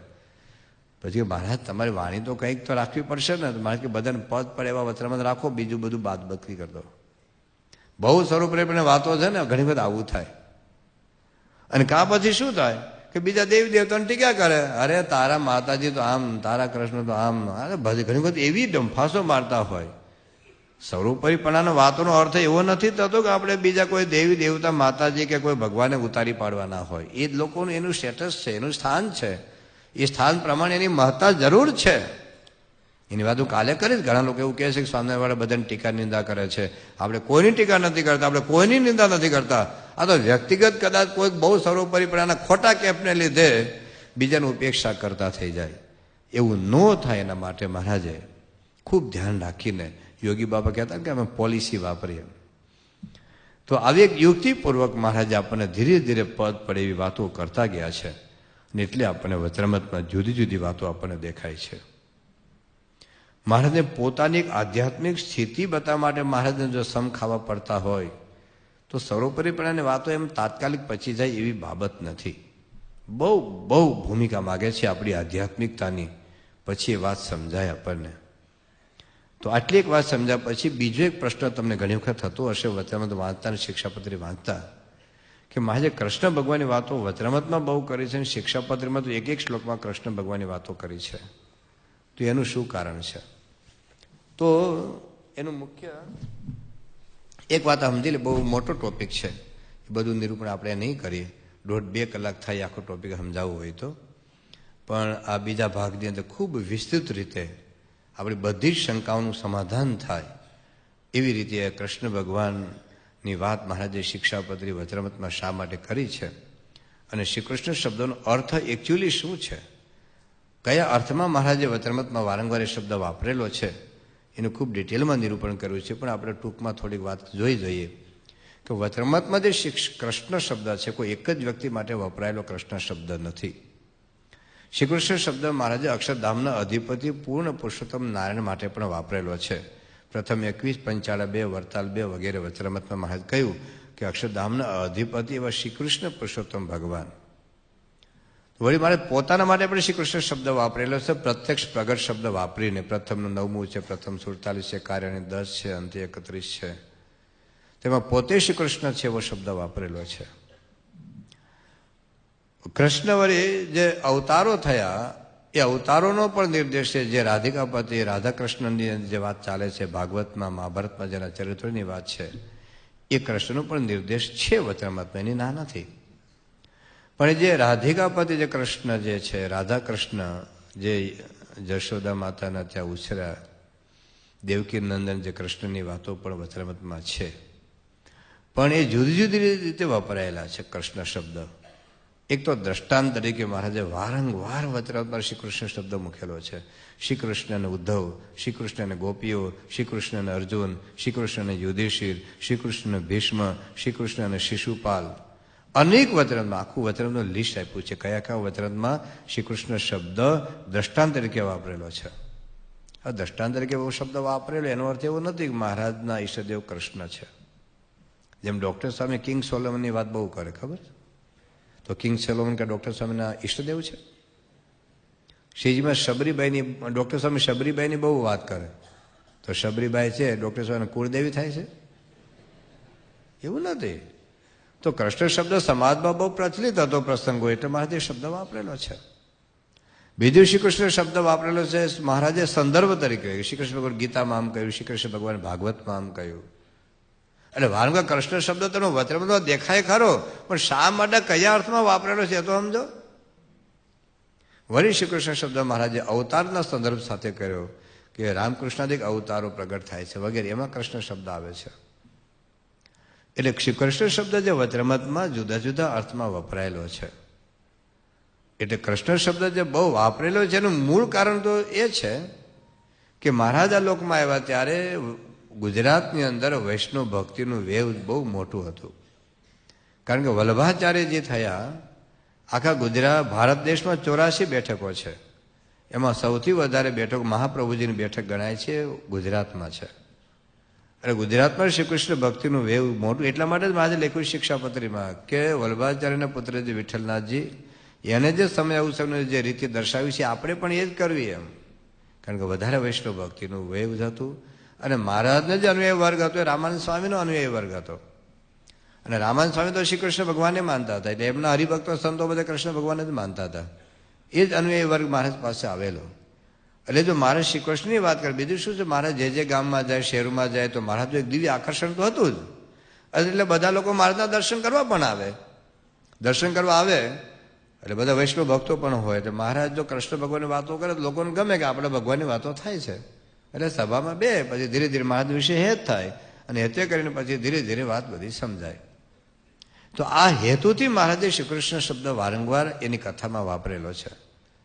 એટલે વચરામૃતમાં નોંધાયો છે. હું એક પ્રસંગ કહું, અમારા સારંગપુરમાં એક પ્રસંગ બની ગયેલો. ત્યાં સારંગપુરની બાજુમાં એક બોટાદ ગામ છે. ત્યાંના એક ચુસ્ત વૈષ્ણવ ભક્ત હતા, એ યશવંતભાઈ પટેલ. ચુસ્ત વૈષ્ણવ, કોઈ દિવસ સારંગપુર મંદિરમાં આવેલા નહીં, સ્વામિનારાયણ મંદિરમાં પણ નહીં આવેલા. કારણ કે અમે તો શ્રી કૃષ્ણ ભગવાન જ માનીએ એટલે સ્વામિનારાયણ મંદિરમાં ન જાય. એમના વેવાય આપણા સ્વામિનારાયણ સત્સંગી હતા. એટલે એમના વેવાય એમને લઈને સારંગપુર આવે કે મારે સારંગપુર મંદિર દર્શન કરાવવું છે, તમે ભેગા આવો. કોઈ દી સારંગપુરમાં યશવંતભાઈ તો આવેલા જ નહીં. પણ એમણે જોયું કે ઓહો, એટલે આ તો સ્વામિનારાયણ મંદિરમાં તો રાધા કૃષ્ણની મૂર્તિઓ છે ને, તો ગમ્યું. એને તો એવું જ હતું કે સ્વામિનારાયણ વાળા તો સ્વામિનારાયણ જ પધરાવે કરતા હશે, કૃષ્ણ મતમાં માનતા જ નહીં હોય સ્વામિનારાયણ વાળા. પણ આપણે સારંગપુરમાં ગોપીનાથની મૂર્તિ છે, અહીંયા પણ આપણે રાધાકૃષ્ણની મૂર્તિ છે. એટલે એને બહુ ગમ્યું. આ તો સારું કહેવાય. હું અત્યાર સુધી નહોતો આવતો, મને ખબર નહીં કે આ સ્વામિનારાયણ વાળા રાધાકૃષ્ણ પણ પધરાવે છે. એ દરમિયાન અમે સારંગપુરમાં પૂજ્ય સંત સ્વામી કથા વાર્તા કરતા. સંત સ્વામી હું ભણેલા ઓછું, પણ શાસ્ત્ર માત્રનું વાંચન બહુ, ભાગવત, મહાભારત, રામાયણ બધું બહુ વાંચેલું. એટલે કથામાં એ કંઈક ભાગવત મહાભારતની વાતો કરતા હતા શ્રી કૃષ્ણ ભગવાનની. અમે 250 સંતો 200 સંતો બેઠા હોય એટલે દરરોજ 8 થી 9 સારંગપુરમાં કથા થાય. તો એટલે સ્પીકર બહાર મૂક્યા હોય તો એ સભામાં મધ્યમાંથી હેઠા ઉતરતા હતા, તો કૃષ્ણ ભગવાનની વાત અને કથામાં થાય છે સાંભળ્યું. તો હાલો ને આપણે કથામાં બેહીએ, તો કે હાલો બેહીએ. તો કથામાં બેઠા તો 1 કલાક સુધી સંત સ્વામીએ વચનામૃતમાં કઈ વાત આવી હશે ને એને આધારે શ્રી કૃષ્ણ ભગવાન 1 કલાક વાતો કરી ભાગવતમાં, મહાભારતને. તો આને તો બહુ ગમ્યું. એટલે હું તો એવું જ માનતો હતો કે સ્વામિનારાયણ વાળા તો એની સભામાં સ્વામિનારાયણ જ વાતો કરતા હશે. આ તો કૃષ્ણ ભગવાનની પણ વાતો આવે છે, ભાગવત, મહાભારત, ગીતાની બધી વાતો આવે છે. હું અત્યાર સુધી સ્વામિનારાયણ સભામાં આવ્યો, ભૂલ કહેવાય. પછી તો સભા પૂરી થઈ ગઈ, એટલે નવી વ્યક્તિ હતી. એટલે હું ઊભા થઈને પરિચય કર્યો, તમે ક્યાં રહો છો? કે બોટાદ જ રહું છું. હું દર રવિવારે બોટાદ સભામાં આવું છું, તમે આવજો ને? તો કે આવીશ. પછી રવિવારે સભામાં આવતા થયા, સંતો સાથે એ જ થતો ગયો. પછી એમને કહે સ્વામી તમારે કે પધરામણી આવો ને? પછી એમ ગયા. પછી કે સ્વામી મને એક પ્રશ્ન મૂંઝવે છે, પૂછું? મેં પૂછો ને. કે અમે તો ચુસ્ત વૈષ્ણવ છીએ, અમે તો શ્રી કૃષ્ણ ભગવાનને સર્વોપરી ભગવાન માનીએ છીએ. અને તમારી સભા હું થોડાક વર્ષથી રવિ સભામાં આવું છું, તો તમે બધા સંતો તો સ્વામિનારાયણ ભગવાનને સર્વોપરી કહે છે. તો સર્વોપરી તત્વ 2 ન હોય, કાં કૃષ્ણ હોય કાં સ્વામિનારાયણ હોય. કોઈ 2 અંતિમ તત્વ તો એક જ હોય. તો પછી એ શું સમજવું એમ? પછી એમને કહ્યું ભાઈ સ્વામિનારાયણ ભગવાન સર્વોપરી છે એ વાત તને હમણાં નહીં સમજાય. હું એટલું તો તમને કહું કે કૃષ્ણ સર્વોપરી નથી. કૃષ્ણ કરતાં કોઈક પર તત્વ છે, એના કરતાં અંતિમ તત્વ કોઈક જુદું છે, એટલું તમને સમજાવું. અહીં તમારી પાસે મહાભારત કે ભાગવત કે વિષ્ણુ પુરાણ છે? બિચારે હિન્દુને ઘેર હોય. હિન્દુ બિચારા ગરીબ બહુ ને, એમને ત્યાં ટીવી હોય, બિચારા હિન્દુને ઘેર ફ્રીજ હોય, બિચારા હિન્દુને ઘેર ટાઈમ્સ ઓફ ઇન્ડિયા આવે, ઇન્ડિયન એક્સપ્રેસ આવે, કારણ કે એ તો સસ્તા બહુ ને. એટલે મેં પૂછ્યું તો કે એ તો નથી મારે ઘેર. એ તો આવો તો સારંગપુરમાં આવજો, લાઇબ્રેરીમાં બતાવીશ. તો પછી બીજા દિવસે સારંગપુર આવ્યા. તો સારંગપુર લાઇબ્રેરીમાં તો આપણા બધા પુસ્તકો હોય, તો શ્લોક સહિત બધું બતાવ્યું. ભાઈ કૃષ્ણ કરતાં કોઈ પરતત્વ છે એની વાત હું હમણાં કરીશ. આમાં લગભગ 50 શ્લોક મૂકેલા છે. ભાગવતમાંથી, મહાભારતનો મોક્ષ ધર્મ, વિષ્ણુ પુરાણ, વાયુ પુરાણ, કે કૃષ્ણ કરતા આગળના અવતારો કરતાં કોઈ પરતત્વ છે. મારે કંઈ ગપ્પા નથી માર્યા. મૂળ આપણે શાસ્ત્રો વાંચ્યા ન હોય ને, બિચારા હિન્દુનો અમે ટાઈમે ઓછો હોય. હિન્દુ બિચારા બીજી બહુ. બિચારા હિન્દુને છાપા વાંચવાના હોય, બિચારા હિન્દુને ટીવી જોવાના હોય, બિચારા હિન્દુને બીજાના લગ્નમાં નાચવા જવાનું હોય, બિચારા હિન્દુને પૈસા કમા, બિચારા હિન્દુ ટાઈમ જ ક્યાં મળે? એટલે આપણને ખબર નથી. બાકી મહારાજે તો બધું જ શાસ્ત્રનો સાર વચનામૃતમાં આપ્યો છે. એટલે પછી એને સારંગપુર બતાવ્યું કે ભાઈ આ કૃષ્ણ કરતા કોઈ પરતત્વ છે તો આ જો શ્લોક જોઈ લો. આ કે મહાભારત તો મેં લખ્યું નથી ભાઈ. મહાભારત કોને લખ્યું છે? વેદ વ્યાસે લખ્યું છે. એટલે હવે મને 4-5 શ્લોકની એ વખતે ખબર હતી. બહુ ઝાઝા સંત કથા વાપરતા એટલે ખબર હતી. એ વખતે બધા આનો અભ્યાસ નહીં કરેલો, પછી બધો અભ્યાસ થયો. એટલે મેં કીધું આ કૃષ્ણ કરતા કોઈ પરતત્વ છે, વાત સાચી? તો કહે એ સાચું યાર, આ તો અમને ખબર જ નહોતી. એ જે પરતત્વ છે શ્રીજી મહારાજ છે એ તો ભાગવતમાં લખ્યું ન હોય, એ તો મહાભારતમાં લખ્યું નહીં. મહાભારત ભાગવત 5 વર્ષ પહેલા લખાયું. ભગવાન સ્વામિનારાયણ 100-200 વર્ષ પહેલા પ્રગટ થયા અને એને ફિટ થઈ ગયું. અને અત્યારે ચુસ્ત આપણે સત્સંગી છે, હજારો લાખો રૂપિયાની એની સેવા કરી. હવે જ્યાં સત્સંગમાં હેત થયું મૂળ કારણ શું? એક તો આપણા મંદિરમાં રાધા કૃષ્ણની મૂર્તિ. બીજું શું કે સભામાં કૃષ્ણ ભગવાન વાતો થતી હતી એટલે બેઠા એટલે હેત થયું. હેત થયું ધીરે ધીરે વાત એને સમજાઈ ગઈ. તો મહારાજે વચનામૃતમાં, કારણ કે મહારાજ આખા ગુજરાતમાં જ્યાં જ્યાં જતા ત્યાં પરોક્ષના ભક્તો પણ મહારાજના દર્શન કરવા માટે આવતા. અને ગુજરાતમાં કૃષ્ણ ભક્તિનું વેવ જ હતું એટલે કૃષ્ણ ભગવાન ઉપાસકો ઘણા બધા મહારાજના દર્શન કરવા માટે આવતા. અને સભામાં બેઠા જ મહારાજ કંઈક ભાગવતની વાત કરે, કંઈક મહાભારતની વાત કરે, કે કૃષ્ણ ગોપીઓની વાત કરે, કૃષ્ણ અર્જુનની વાતો કરે તો લોકોને ગમે. અને પછી ધીરે ધીરે મહારાજમાં હેત થયું ને હેતે કરીને પછી ધીરે ધીરે વાતો પછી તો કાળે કરીને સમજાય. સમય લાગે એમાં, એક દિવસનો કોઈ કાર્યક્રમ નથી. This is not one day cricket match. એટલે મૂળ હેતુ એ છે જુદો જુદા, પણ એનો અર્થ એવો નથી કે કૃષ્ણ એ જ મહારાજ છે. કૃષ્ણ એ જ મહારાજ છે એવું નથી. આપણે જોઈશું કે કૃષ્ણ અને મહારાજ જુદા છે એટલું જ નહીં, પણ કૃષ્ણથી પર છે. મહારાજે લોહીના 14માં કહ્યું અમારા કૃષ્ણ વિશે કોટી ગણું હેત છે. પોતે જો પોતે જ કૃષ્ણ હોય તો મને મારા વિશે હેત છે એવું થોડું બોલવાની જરૂરિયાત ઊભી થાય. એ તો હેત હોય જ આપણામાં. પણ તમને એમ કહું મારા દીકરા વિશે મને કોટી ગણું હેત છે તો તમે દીકરો બે જુદા થયા ને ભાઈ. મહારાજે મધ્યના 18માં લખ્યું કે રામના ઉપાસકોને રામાયણ વાંચવાથી પુષ્ટિ થાય, કૃષ્ણના ઉપાસકને ભાગવત વાંચવાથી પુષ્ટિ થાય. અને અમારે સંપ્રદાયની પુષ્ટિ માટે મુક્તાનંદ સ્વામીએ કીધું કે તમારા ઈષ્ટદેવના ચરિત્ર લખો. તો કૃષ્ણ એ જ મહારાજ હોત તો કૃષ્ણના ચરિત્રથી આપણી પણ પુષ્ટિ થાય. આપણે વાંચીએ, વિચારીએ, સમજીએ બધું બરાબર છે, પણ પોષણ છે એ તો પોતાના ઈષ્ટદેવના ગ્રંથોથી જ થાય છે. તો જુદા છે એટલું જ નહીં, પર પણ છે. એક પ્રસંગ આપણે લઈશું. પ્રસંગ આપણે જાણીએ છીએ કે શ્રીજી મહારાજ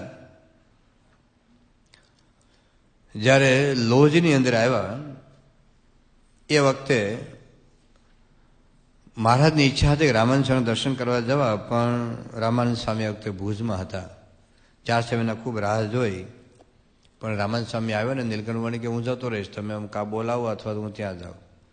મુક્તાનંદ સ્વામી હાવ જતો રહેશે તો હાવ રહીશ, એમ કરતા પત્રો લખવા દો. પત્રો લેખા માયારામ ભટ્ટને મોકલા કે રામાનંદ સ્વામી કહો જલ્દી આવ્યા, નીલકંઠ વણી જતા રહેશે. રામાનંદ સ્વામીએ કહ્યું કેવડાયું માયારામ ભટ્ટને મારો 1 મહિનાનો કાર્યક્રમ ફિક્સ થઈ ગયો છે, હું પછી આવું છું, પણ તમે વચ્ચે જે ગામ આવે ને કહેતા જજો કે નીલકંઠ વર્ણિના દર્શન કરવા માટે લોજ જાય, અહીં કોઈ ભુજ ન આવે. માયારામ ભટ્ટ આવ્યા બધે ગામડે ફરતા ફરતા શેખપાટમાં લાલજી સુથાર રહેતા હતા, નિષ્કાળ સ્વામી એ પણ રામાનંદ સ્વામીનો શિષ્ય. એટલે બધે ખબર અંતર પૂછ્યા પછી કીધું કે ભાઈ મહારાજે રામાનંદ સ્વામી એવું કીધું કે તમે લોજ આવજો, નીલકંઠ વર્ણી એક વર્ણી આવ્યા છે અને એના દર્શન કરવા. કે હું એના દર્શન ન કરું, હું તો રામાનંદ સ્વામીના દર્શન કરવા જવાનું. પણ એમને કેવડાવ્યું છે કે ભલે. એ ગયા ભુજ. તો રામાનંદ સ્વામી પૂછ્યું એટલે તમને માયારામ ભટ્ટે નથી કેવડાવ્યું કે કીધું તો ને, કે તો લોજ કેમ ન ગયા, અહીં કેમ આવ્યા? કે મહારાજ એ વર્ણીના કોણ, એ તો નવું છોકરું આવ્યું છે, હું તો આપના દર્શન કરવા આવ્યો. મારે પણ રામાનંદ સ્વામી તો બહુ મોટા છે. કે કેવા મોટા છે? કહે લાલજી તે મોટા કેવા, દત્તાત્રેય કે ઋષભદેવ દેવા, કે શું છે રામચંદ્ર સમાન, રામાનંદ કહે સુણ કાન. જેમ કૃષ્ણ મોટા સર્વેથી, એમ આ છે મોટા વળીએથી. આ છે અવતાર ના અવતારી, ઘણી શું કહું વાત વિસ્તારી. કે જેમ કૃષ્ણ મોટા સર્વેથી એમ આ છે મોટા વળી એથી. આ છે અવતારના અવતારી, ઘણી શી કહું વાત વિસ્તારી. કયો ગ્રંથમાં લખ્યું છે? આ હરિલીલામૃતમાં. કદાચ આ ગ્રંથમાં કાતર મારી દીધી હોય તો બીજો ગ્રંથ લખો. એ છે હરિલીલા કલ્પતરુ. આ જ પ્રસંગ છે. સંસ્કૃત ભાષામાં આચાર્ય રઘુવીર મહારાજે લખાયેલો ગ્રંથ છે. અને કેવો પ્રશ્ન પૂછે સાંભળજો કે અસ્માકમ ઈષ્ટ દેવેન સહ કિમ કૃષ્ણેન સન્નિપઃ. આજે લાલજી સુથા કહ્યું કે આજે નીલકંઠ વર્ણિ આવ્યા છે. અસ્માકમ ઈષ્ટ દેવ એટલે આપણે કૃષ્ણ. અસ્માકમ ઈષ્ટ દેવેન સહ કિમ કૃષ્ણેન સન્નિપઃ. આપણા ઈષ્ટદેવ જે કૃષ્ણ છે એના જેવા છે. ત્યારે સ ઇતિ અથ અવદત ભક્તમ મત કૃષ્ણ યથા અધિક. રામાનંદ સ્વામી કહે છે કે હે ભક્તરાજ, જેમ કૃષ્ણ મારાથી અધિક છે. રામાનંદ સ્વામી કહે છે જેમ મારાથી કૃષ્ણ અધિક છે, હું તો ભક્ત છું, કૃષ્ણ ભગવાન છે. મત કૃષ્ણ યથા અધિક તથા અતિ અધિક એવ ઈશા તસ્માદપી સવિદ્યતે. એના કરતા પણ આ મોટા છે. સર્વેષામ અવતારાણામ કારણમ સ પરાત પરઃ સ્વપ્રાકૃત ગુણેશ્વર્યો વિદ્યતે પુરુષોત્તમ. ક્યાં તો સર્વ અવતારના કારણ છે, પરથી પર છે ભાઈ. અને આ પુરુષોત્તમ નારાયણ છે. કોણ કે છે? આ રામાનંદ સ્વામી. કોને કહે છે? કયો ગ્રંથ છે? હરિલીલા કલ્પતરુ. પેલો કયો ગ્રંથ હતો? હરિલીલામૃત.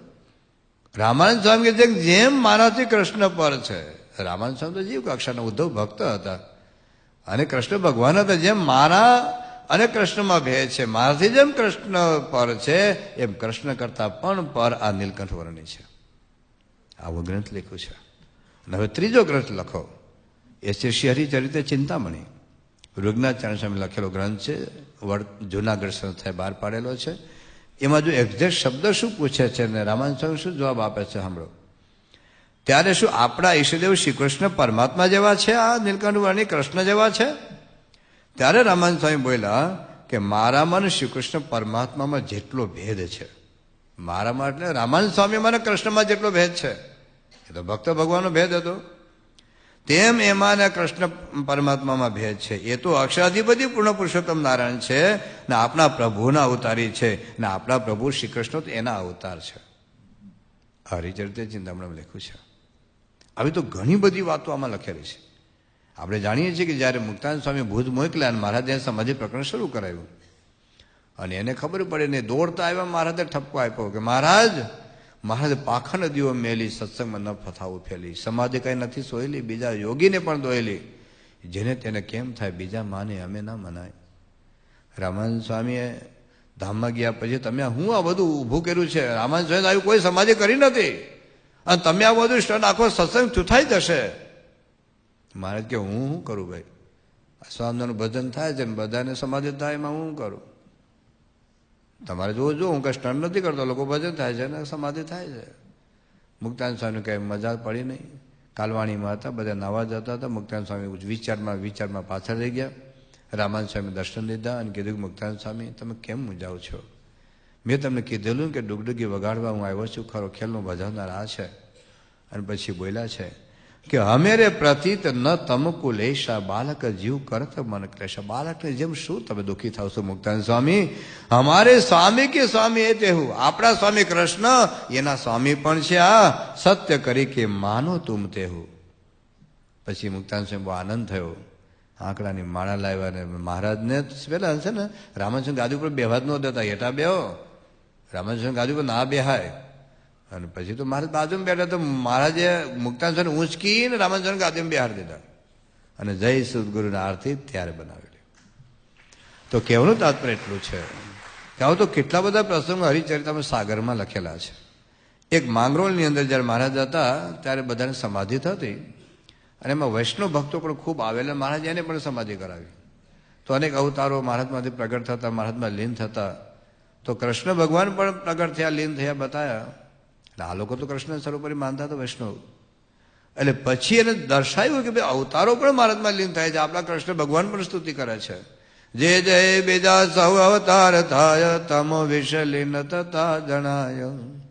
તમો બીજામાં નહીં લીન થાવો, સર્વાવતારી જ તમે ગણાવો. અવતારો પણ મહારાજે સ્તુતિ કરતા હતા જોયું.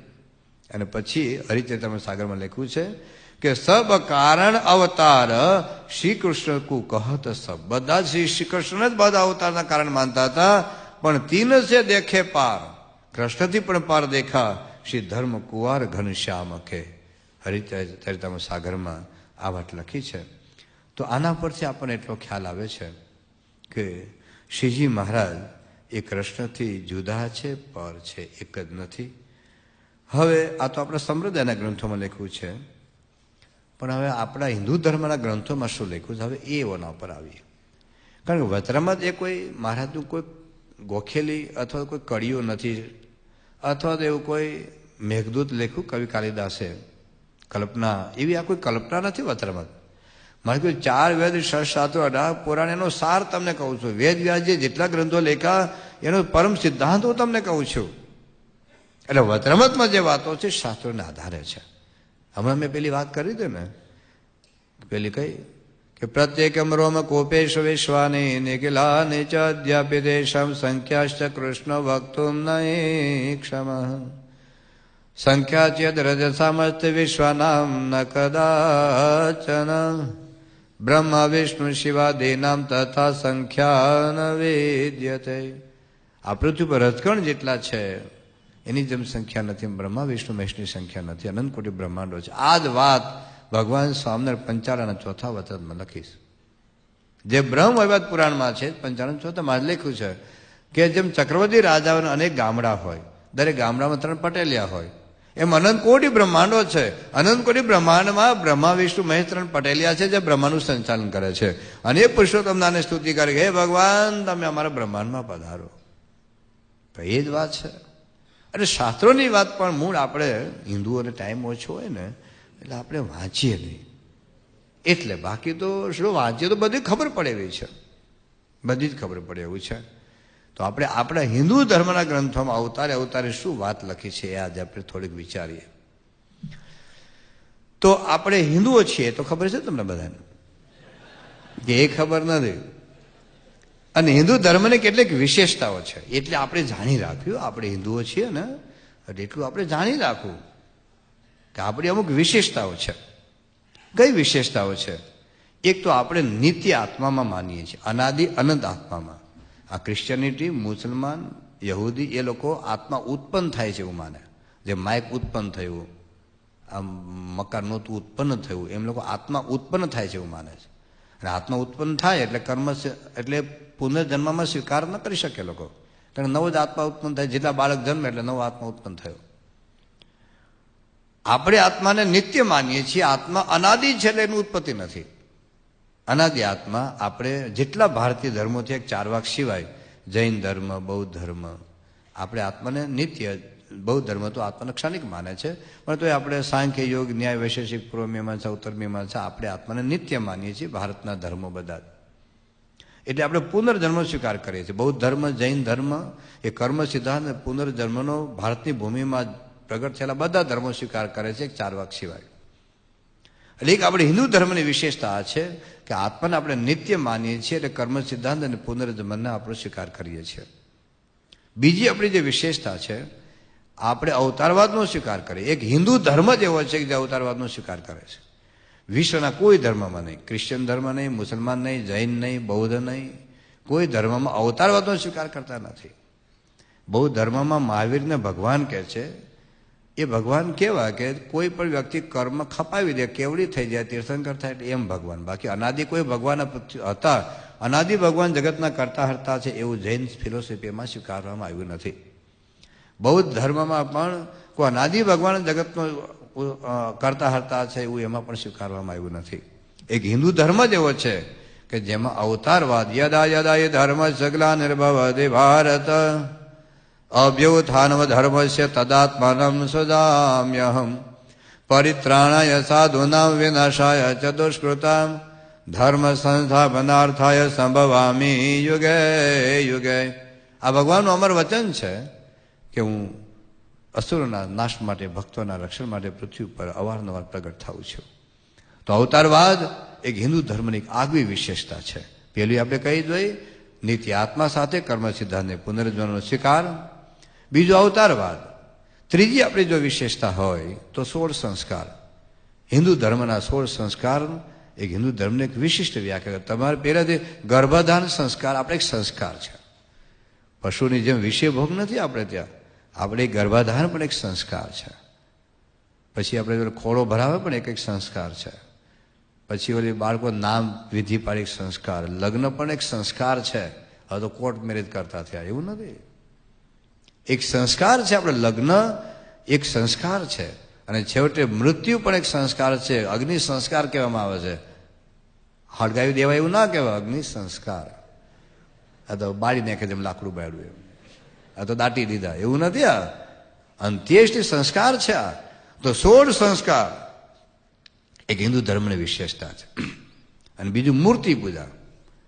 બીજા કોઈ ધર્મમાં મૂર્તિ પૂજા નથી. ક્રિશ્ચિયન, જ્યુ લોકો, યહૂદી લોકો, મુસલમાન લોકો, જૈન પરંપરા અને બૌદ્ધ પરંપરા એકચ્યુઅલી મૂર્તિ પૂજામાં માની શકે નહીં. મૂર્તિ પૂજામાં એ શક્ય જ નથી, કારણ કે ભગવાન જ નથી. એ ભગવાન તમારી સ્તુતિ ન સાંભળી શકે, પ્રાર્થના ન કરી શકો, એ તમને મદદ પણ ન કરે. પણ મૂળ શું કે મૂળ બ્લડ તો હિન્દુસ્તાનમાં, એટલે મૂર્તિ વગર ચાલ્યું નહીં. જૈન ધર્મમાં પણ મૂર્તિ અપરંપાર પેઠી. બૌદ્ધ ધર્મમાં પણ અપરંપાર. તમે બેંકોક બાજુ જજો, એટલી બધી મૂર્તિઓને એટલી મોટી મૂર્તિઓ બૌદ્ધ ધર્મમાં પેઠી. બાકી તો એ મૂર્તિ પૂજાના એ લોકો ફિલોસોફિકલ બેઝ ઉપર તમે જુઓ, તાત્વિક રીતે જુઓ તો જૈન પરંપરા અને જૈનમાં પણ અમુક લોકો તો મૂર્તિ પૂજામાં માનતા નથી. એમાં બે સ્થાનકવાસી, દેરાવાસી, અમુક લોકો મૂર્તિ પૂજા આજે પણ નથી માનતા. પણ છતાં મૂર્તિઓ બેસી, એટલી બધી મૂર્તિઓ પેઠી કે તમે મોટા મોટા જુઓ ઢગલાબંધ મૂર્તિઓ હોય. પણ મૂળ સંસ્કાર હિન્દુ ધર્મમાં મૂર્તિ પૂજા એક આપણી બહુ આગવી વિશેષતા છે. તો વાત એટલી છે કે આપણી આ હિન્દુ ધર્મની 4 વિશેષતાઓ છે, 4-5. એમાં અવતારવાદ એક આપણી મુખ્ય વિશેષતા છે. હિન્દુ ધર્મમાં અવતારો પૃથ્વી પર પ્રગટ થાય છે આપણા રક્ષણ માટે. એક વખત આપણે પ્રસંગ સાંભળીએ છીએ કે અકબરે બિરબલને પૂછ્યું કે અમારા અલ્લાહને તો પૃથ્વી પર આવવું જ નથી પડતું, તમારે ભગવાનને કેમ પૃથ્વી પર આવવું પડે? કંઈ વાંધો નહીં, હું જવાબ આપીશ ક્યારે. એમ એક વખત એ લોકો ત્યાં બોટિંગ કરવા નીકળ્યા ત્યાં યમુના નદીમાં. એમાં અચાનક અવાજ આવ્યો કે શાહજાદો પડી ગયો, શાહજાદો પાણીમાં પડી ગયો. શાહજાદો તો ભેગો ડેલો અકબરનો દીકરો, એટલે અકબર સીધા પડ્યા પાણીમાં અને શાહજાદોને પકડીને ઉપર લાવ્યો તો ખબર પડી આ તો પૂતળું છે. એટલે ગુસ્સે થઈ ગયો કે કોને આ સ્ટંડ ઊભું કર્યું. બિરબલ કે તમારા પ્રશ્નનો ઉત્તર છે. કે આમાં હું કયો પ્રશ્ન, કયો ઉત્તર? કે તમને 6 મહિના પહેલા પૂછ્યું હતું કે તમારા હિન્દુસ્તાનમાં હિન્દુઓમાં એ ભગવાન પૃથ્વી પર કેમ આવવું પડે છે? અમારા અલ્લાહ તો પૃથ્વી પર આવતા જ નથી. એ તો એના દૂતને મોકલે, એના પૈગંબરને મોકલે, તમારે તો ભગવાન પોતાને આવવું પડે. એનો આ જવાબ છે. કે કેમ? આમાં શું જવાબ થયો? કે શાહજાદો પાણીમાં પડ્યું એ તમે સાંભળ્યું એ વખતે અમે બધા મુવા હતા, અમને કીધું તમે ન પડત. તમે સેક્રેટરી હતા, તમે લશ્કરના માણસો હતા, તમે અંગરક્ષકો હતા, એને કીધું તો ના પડત. કેમ તમે પડ્યા? કે મારો હતો ને એટલે. તો એમ અમારા ભગવાનના છે ને, અમે એના છીએ ને એટલે આવે. અમે એ ભગવાન છે ને, અમારા હિન્દુઓના ભગવાન એ અમને એના પોતાના માને છે, એટલે અમને બચાવવા માટે એટલે પૃથ્વી પર આવે. ટૂંકમાં હિન્દુ ધર્મની એક બહુ મોટી વિશેષતા છે અવતારવાદ. અને અવતારો ઘણા આપણે 9 ગણીએ. મત્સ્ય અવતાર, કચ્છ એટલે કુર્મા અવતાર, વરાહ અવતાર, નૃસિંહ અવતાર, વામન અવતાર, રામા અવતાર, પરશુરામ અવતાર અને કૃષ્ણ અવતાર. કલ્કી અવતાર થશે, લોકો રાહ જોઈને બેઠા છે, પણ થશે. કોઈ 24 અવતારો કહે છે, પણ હકીકતમાં ભાગવત, મહાભારત વાંચો, વાસુદેવ મહાત્મ્ય વાંચો તો અસંખ્ય અવતારની વાતો છે. કૃષ્ણ ભગવાન અર્જુન પણ ગીતાનામાં કહે છે કે અર્જુન, તારાને મારા તો અનેક જન્મો થઈ ગયા છે, તું નથી જાણતો, હું જાણું છું. એટલે શાસ્ત્રનો મત એવો છે અસંખ્ય અવતાર છે, કારણ કે દરેક કલ્પની અંદર ઘણા બધા ભગવાન થયા. એક કલ્પ એટલે બ્રહ્માનો 1 દિવસ, એવા 365 દિવસનું 1 વર્ષ, એવા 100 વર્ષ બ્રહ્મા જીવે, તો અસંખ્ય અવતાર આ પ્રલયકાળ થાય ત્યાં સુધીમાં થાય. પણ બધા જ અવતારોનું કારણ વિરાટ નારાયણ છે. શ્રીમદ ભાગવતનો 3જો સ્કંધ 9મો અધ્યાય અને 2જો શ્લોક 3:9-2 અને 1લો સ્કંધ 3જો અધ્યાય અને 5મો શ્લોક 1-3-5. આ 2માં લખ્યું છે અવતાર માત્રનું કારણ વિરાટ નારાયણ છે. અને કાલે આપણે સવારના પ્રવચનની અંદર કોમ્પ્યુટર પ્રોજેક્શન ઉપર અવતારો ક્યાં છે, વિરાટ નારાયણ ક્યાં છે, બ્રહ્મા વિષ્ણુ મહેશ ક્યાં છે, વિરાટ નારાયણજી પર પ્રધાન પુરુષ છે, એનાથી પર પ્રકૃતિ પુરુષ છે, એનાથી પર અક્ષર બ્રહ્મ છે, એનાથી પર પરબ્રહ્મ છે. એ કાલે આપણે કોમ્પ્યુટર પ્રોજેક્ટ ઉપર જોઈશું. પણ અત્યારે આપણે એટલું સમજી લઈએ કે વિરાટ નારાયણના એ સર્વ અવતારોનું કારણ છે. એટલે કે બધા અવતારોથી પર વિરાટ નારાયણ છે એવું નક્કી થયું. બધા અવતારો વિરાટ નારાયણ, વિરાટનું સ્વરૂપ વિષ્ણુ. બ્રહ્મા વિષ્ણુ મહેશ, બ્રહ્મા ઉત્પત્તિ કરે, વિષ્ણુ પાલન કરે, શંકર ભગવાન સંહાર કરે. અને વિષ્ણુના બધા અવતારો છે એવું ભાગવતમાં, વિષ્ણુ પુરાણમાં તમે વાંચજો, બધા કુર્મ પુરાણ, વરાહ પુરાણ. જો કે હિન્દુને ઘેર હોય નહીં, પણ કદાચ જો હોય ન હોય, અને હોય તો ટાઈમ ન હોય, હોય તો કે દાદાના પેડા હોય, પણ પછી આપણને ટાઈમ ન હોય ને તો આપણે બીજી બહુ ને. તો એ બધામાં એક ઘટના એવી લખી છે કે જયારે કંઈક પૃથ્વી પર અસુરો વધે, ત્રાસ વધે, બધા બ્રહ્મા પાસે જાય, બ્રહ્મા આખું ડેલિગેશન લઈને વિષ્ણુ ભગવાન કંઈક બચાવો, ભગવાન કે તમે ચિંતા ના કરો, હું પૃથ્વી પર આવીશ. વારંવાર દરેક અવતારની આ એક રહસ્યમય કથા છે. તો જે આગળના અવતારો છે પણ લગભગ વિષ્ણુના અવતારો છે, વિષ્ણુ થકી થયેલા અવતારો છે. તમે ભાગવત વાંચજો. જોકે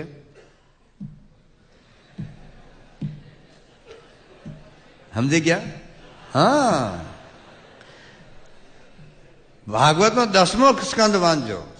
એમાં કૃષ્ણ ભગવાન જે પ્રાગટ્ય છે, દેવકી માતાના ગર્ભમાં પ્રવેશ થાય છે વિષ્ણુ ચૈતન્ય. વાંચજો. અને કૃષ્ણ જન્મ્યા, પ્રગટ થયા એ વખતે દેવકી માતાની ચિંતા હતી કે હમણાં પેલો આવશે કંસને બાળકને મારી નાખશે. ચિંતા હતી. કૃષ્ણ ભગવાન વિષ્ણુ રૂપે દર્શન દીધા કે માતા તમે ચિંતા ન કરો, હું સામાન્ય બાળક નથી, હું વિષ્ણુ છું. તો એ દર્શન દે છે ચતુર્ધારી. તો તમે કેટલા બધા ભાગવતના, મહાભારતના, વિષ્ણુ મહાભારતનો મોક્ષ ધર્મ, તમને ખબર છે મહાભારતનો મોક્ષ ધર્મ એટલે શું? મોક્ષ ધર્મ એટલે ખબર છે કઈ? મહાભારત છે આપણા ઘરમાં? ન હોય, કારણ કે આપણે હિન્દુ કહેવાય. હિન્દુના ઘરમાં ટાઈમ્સ ઓફ ઇન્ડિયા આવે, હિન્દુના ઘરમાં ઇન્ડિયન એક્સપ્રેસ આવે, હિન્દુના ઘરમાં મુંબઈ સમાચાર આવે. કારણ કે બહુ સસ્તા આવે ને, ટીવી તો હાવ સસ્તું, ફ્રીજ હાવ સસ્તું. મહાભારત તો કેટલું મોંઘું હોય, 100 રૂપિયાનું આવે, ટીવી તો હાવ 5,000-6,000 આવે. તો મહાભારતનો મોક્ષ ધર્મ એટલે ખબર છે કઈ? જયારે મહાભારતનું યુદ્ધ થયું અને બધા 48 લાખની હત્યા થઈ, કૌરવો બધા ખપી ગયા, 5 પાંડવ રહ્યા. યુધિષ્ઠિરને બહુ બળતરા થઈ કે આ લોહીની ગાદી ઉપર બેહીનો હું અર્થ, બધા કેટલા સગા સંબંધીઓ બધા મૃત્યુ પામ્યા. એ શોક દૂર કરવા માટે કૃષ્ણ ભગવાન 5 પાંડવોને લઈને ભીષ્મ પિતામહ જે બાણશૈયા પર હોતા હતા ત્યાં લઈ ગયા. અને કૃષ્ણ ભગવાને ભીષ્મ પિતામહને કહ્યું કે આ પાંડવોને કંઈક ઉપદેશ આપો તો શોક દૂર થાય. તો શાંતિ પર્વ જે આખો છે, 18 પર્વમાં જે શાંતિ પર્વ છે, એ આ પાંડવોને શાંતિ થાય એના માટે જે વાતો કરી છે એનું નામ શાંતિ પર્વ. એમાં 3 ધર્મ સમજાવે છે. એક રાજધર્મ. આજે વિશ્વભરની અંદર જે પોલિટિક્સ સાયન્સનો અભ્યાસ કરવામાં આવે છે એ મહાભારતની અંદર મોક્ષ આ શાંતિ પર્વની અંદર જે રાજધર્મ જે ભીષ્મ પિતામહ સમજાવે છે, અદ્ભુત કેવી રીતે રાજ કરવું, શામ દામ દંડ ભેદથી, એ વાંચવા જેવું છે. તો ઘરમાં કેવી રીતે રાજ કરવું એ આવડે. પછી બીજો છે આપત ધર્મ, આપતકાળમાં કેવી રીતે વર્તવું. અને ત્રીજું છે મોક્ષ ધર્મ. ભલે રાજધર્મ સંભાળો પણ જૈનમાં છીએ આપણે મોક્ષ માટે. તો મોક્ષ ધર્મની અંદર આ બધા કેટલા બધા શ્લોકો આમાં મૂકેલા છે કે કૃષ્ણ કોઈ અંતિમ તત્વ નથી, એનાથી પર વિરાટ વિષ્ણુ છે, એનાથી પર પ્રધાન પુરુષ છે.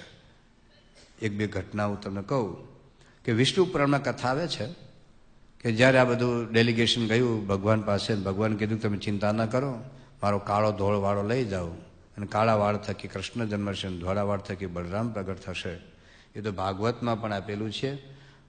2 સ્કંદ 7મો અધ્યાય 26મો શ્લોક. મહાભારતના આદિ પર્વમાં આપ્યું છે 196મો અધ્યાય 32-33મો શ્લોક. વિષ્ણુ પુરાણમાં પણ આ શ્લોક મૂકેલા છે. એ 5મો સ્કંદ 1લો અધ્યાય 59થી 63 શ્લોક. કૃષ્ણ એ તો વિષ્ણુનો કાળો ધોળો વાળ છે, એટલે એક અમુક શક્તિ છે. અને એવી વાત ભાગવતમાં ઘણા બધા શ્લોકો આમાં મૂકેલા છે, હું બધું બોલતો નથી.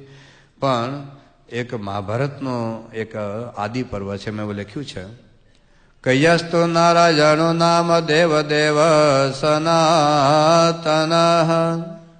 સાંભળજો, યસ્તુ નારાયણો નામ દેવ દેવ સનાતન તસ્યાંશો માનુષે શ્વાસિત વાસુદેવ પ્રતાપવાન. કે જે સનાતન આદિ જે પુરુષોત્તમ નારાયણ છે એનો એક અંશ આ વાસુદેવ કૃષ્ણ છે. અંશ એટલે ટુકડો નહીં, અમુક શક્તિ વિશેષ છે. પછી સ્વર્ગારોહણ પર્વમાં લખ્યું છે કે યહ સ નારાયણો નામ દેવ દેવ સનાતન તસ્યાંશો વાસુદેવસ્તુ કર્મણોંતે વિવેશ. કે ભગવાનનો જે સનાતન ભગવાનનો જે અંશ છે, ભગવાનનું કાર્ય પૂરું થયું એટલે પાછા ભગવાનમાં લીન થઈ ગયા. ભાગવત વાંચજો, 10મો સ્કંદ 89મો અધ્યાય. કૃષ્ણ અને અર્જુન ભૂમાપુરુષની સ્તુતિ કરે છે એક પગે ઉભા રહી. ભૂમાપુરુષ કહે છે કે તમે મારા અંશમાંથી પ્રગટ થયેલા નર રૂપે, કૃષ્ણ અર્જુન રૂપે તમારું કાર્ય પૂરું થયું છે એટલે હું બાળકોને લઈ આવ્યો છું. હવે તમે બાળકો લઈ જાઓ, પણ પછી તમારું કાર્ય પૂરું કરીને જલ્દી પાછા આવો. વાંચજો 10મો સ્કંદ 89મો અધ્યાય. આમ કૃષ્ણ અર્જુન ભૂમાપુરુષની સ્તુતિ કરે છે. એ ભૂમાપુરુષ એટલે પ્રધાન પુરુષ, એનાથી પર પ્રકૃતિ પુરુષ, એનાથી પર અક્ષરબ્રહ્મ, એનાથી પર પરબ્રહ્મ. કાલે આખું કોમ્પ્યુટર પ્રોજેક્ટ ઉપર બધું સ્પષ્ટ થઈ જશે. તો આ વાત હકીકત છે, પણ પર તત્વ જાણવું બહુ અઘરું છે, બહુ અઘરું છે, સમજાયું નથી. આ ભીષ્મ પિતામહ અર્જુન કહે છે કે અર્જુન આ યુધિષ્ઠિરને કહે છે, યુધિષ્ઠિર એવો પ્રશ્ન પૂછ્યો ભીષ્મ પિતામહને મોક્ષ ધર્મમાં કે દેવાનામ કો દેવ, દેવના દેવ કોણ છે મને સમજાવો. ભીષ્મ પિતામહ કે બહુ જાણવું બહુ અઘરું છે ભાઈ, હું નથી જાણતો, તું નથી જાણતો, અરે બ્રહ્મા નથી જાણતા, શંકર નથી જાણતા, જાણે છે નારાયણ પોતે કંઈક. પછી ઘટના કહે છે, મહાભારતના મોક્ષ ધર્મ 334મો અધ્યાય છે અને વાસુદેવ મહાત્મા એટલે સ્કંદ પુરાણમાં આવે છે. એ પણ વેદવ્યાસે લખેલો ગ્રંથ છે. એમાં વાસુદેવ મહાત્માનું એક ચેપ્ટર છે. એમાં બીજા અને ત્રીજા અધ્યાયમાં ઘટના આવે છે. તો વાસુદેવ મહાત્મામાં જે પ્રસંગ આવે છે એ જ પ્રસંગ મોક્ષ ધર્મની અંદર ભીષ્મ પિતામહ કહે છે 334મા અધ્યાયમાં. વાત એવી છે કે નારદજી એક વખત બદ્રિકાશ્રમમાં ગયા, કારણ કે એને તો 3 લોકમાં જવાનો એનો તો વિઝા હતો કાયમ. ગમે ત્યાં ઝઘડો ઉભો કરવો હોય તો નારદજી પહોંચી ગયા હોય. તો ત્યાં ગયા અને એમાં નરનારાયણ ધ્યાન કરતા હતા. તો નારદજીએ પૂછ્યું કે એટલે આ ભગવાન કોનું ધ્યાન કરતા હશે? આ તો ભાઈ પોતે સાક્ષાત છે ને વળી જગતના કરતા હતા નિયંતા નરનારાયણ, એ વળી કોનું ધ્યાન કરતા હશે? તો નરનારાયણ ધ્યાન કરીને પૂરું કર્યું, બધું બેઠા આગતા સાગતા કરી, ચા પાણી નાસ્તો કરાયો હશે. પૂછ્યું નારદજી કેમ બધા હતા? આપના દર્શન કરવા માટે. પણ મહારાજ ભગવાન મને એક પ્રશ્ન થયો કે શું કે તમે તો જગતના કરતા હતા નિયંતા, તમે કોનું ધ્યાન કરો છો? તો નરનારાયણ કહે છે કે જો આ ખાનગી બાબત છે, આ ઇન્કમટેક્સ ઓફિસરનો મુખ ન કહેવાય.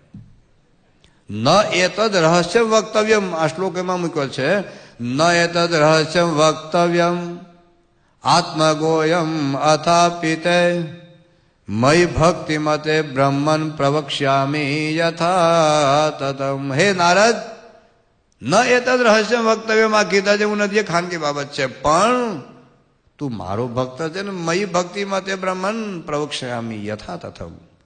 તું મારો ભક્ત છે ને એટલે તને કહેવાય, ઘરના હોય ને કહેવાય, બહારના લોકો ન કહેવાય. અને કહે છે કે અમે જો અમારાથી જે પર સ્વરૂપ છે એનું અમે ધ્યાન કરીએ છીએ. બ્રહ્મપુરેશ્વર પછીના શ્લોકમાં લખ્યું છે કે નાસ્તિ તસ્માત પરતરઃ પિતા દેવો અથવા દ્વિજ આત્મા હિ નવસહ વિજ્ઞેય કૃષ્ણો બ્રહ્મપુરેશ્વર. બ્રહ્મપુર એટલે અક્ષરધામ. એ અક્ષરધામનું જે પરતત્વ છે એનું અમે ધ્યાન કરીએ છીએ. નાસ્તિ તસ્માત પરતરઃ, એનાથી કોઈ પરતત્વ નથી. આ તો શ્લોક છે, શ્લોક અધ્યાય બધું મૂકેલું છે. કોઈ ગમે તે ગ્રંથમાંથી તમે વાંચશો અને એ કઈ આવૃત્તિ છે પણ પાછળ લખેલું છે. કદાચ આવૃત્તિ બદલાઈ જાય તો અધ્યાય નંબર કદાચ બદલાઈ જાય, પણ આમાં તમે મૂળ ગ્રંથ વાંચીને જોજો 50 શ્લોકો મૂકેલા છે. કૃષ્ણાદિક અવતારો કરતા કોઈ પરતત્વ છે નિશ્ચિત છે, અને એ પરતત્વ છે અને એ અવતારો કેવી રીતે સમય છે જોવાનું છે. પણ એ પરતત્વ જાણવું અતિ અઘરું છે. એક વખત વિષ્ણુ પુરાણમાં ઘટના આવે છે કે પૃથ્વી માતા એ વિષ્ણુ ભગવાન એવું કહે છે કે ભવતઃ યત પરમ તત્વમ તન ન જાનાતિ કશ્ચન. કોઈ સંસ્કૃત ભણેલા હશે ને ખબર હશે, ભવતઃ એ 5મી વિભક્તિ છે કે ભવતઃ યત પરમ તત્વમ તન્ન જાનાતિ કશ્ચન. હે વિષ્ણુ, ભવતઃ આપનાથી કોઈ પર તત્વ છે ને કોઈ લોકો જાણતા નથી, એટલે તમારા અવતારો જે પૃથ્વી પર થાય છે એને લોકો પૂજા કરે છે. શું કહે છે કે ભવતઃ યત પરમ તત્વમ તન્ન જાનાતિ કશ્ચન અવતારેષુ યદ્રૂપમ તદર્ચંતિ દિવોકસઃ. હે વિષ્ણુ ભગવાન, તમારાથી કોઈ પર તત્વ છે અને કોઈ લોકો જાણતા નથી, એટલે તમારા અવતારો જ અવતારેષુ યદ્રૂપમ, અવતારોમાં જે તમારું રૂપ છે એને લોકો માને પૂજે છે.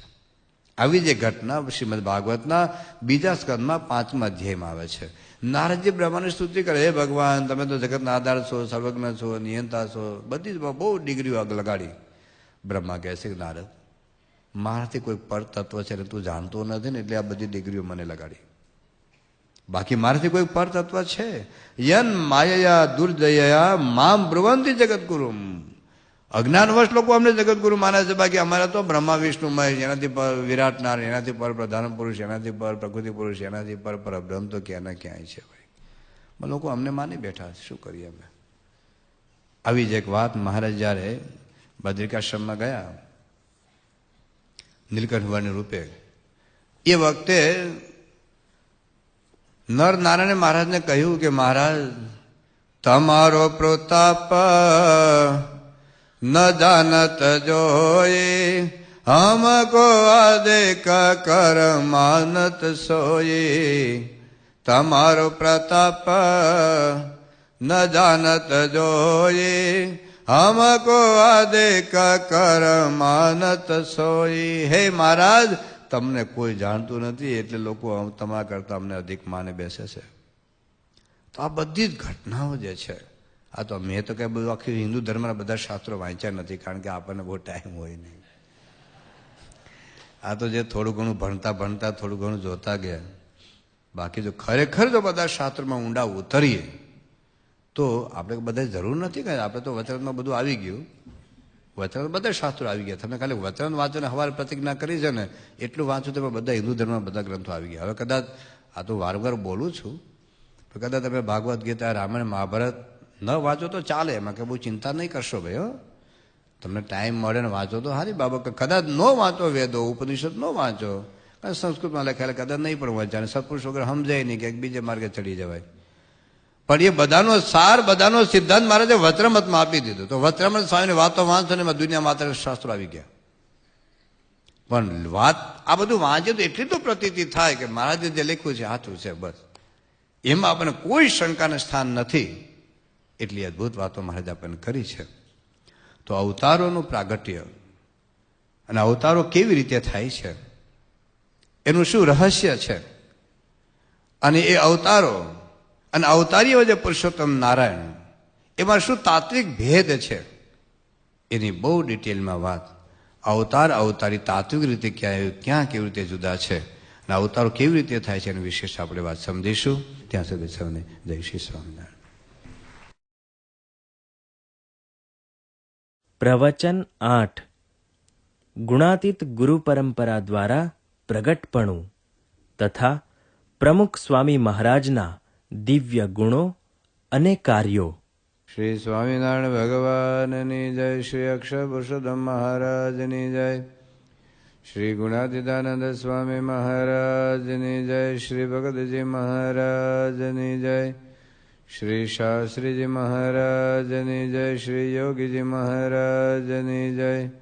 શ્રી પ્રમુખ સ્વામી મહારાજની જય. જ્ઞાન સત્રના છેલ્લા સેશનમાં આપણે પ્રગટની અનિવાર્યતા ઉપર આપણે સમજી રહ્યા હતા. શ્રીજી મહારાજ પછી પ્રગટપણું કોના દ્વારા, એની આપણે ચર્ચા કરી રહ્યા હતા કે ભગવાન પ્રગટ પૃથ્વી પર હોવા એક અનિવાર્ય છે. તો શ્રીજી મહારાજ પછી પ્રગટપણું ફક્ત પ્રસાદીની વસ્તુ દ્વારા નહીં, પ્રસાદીના સ્થાનો કે પ્રસાદીના મંદિરો દ્વારા નહીં,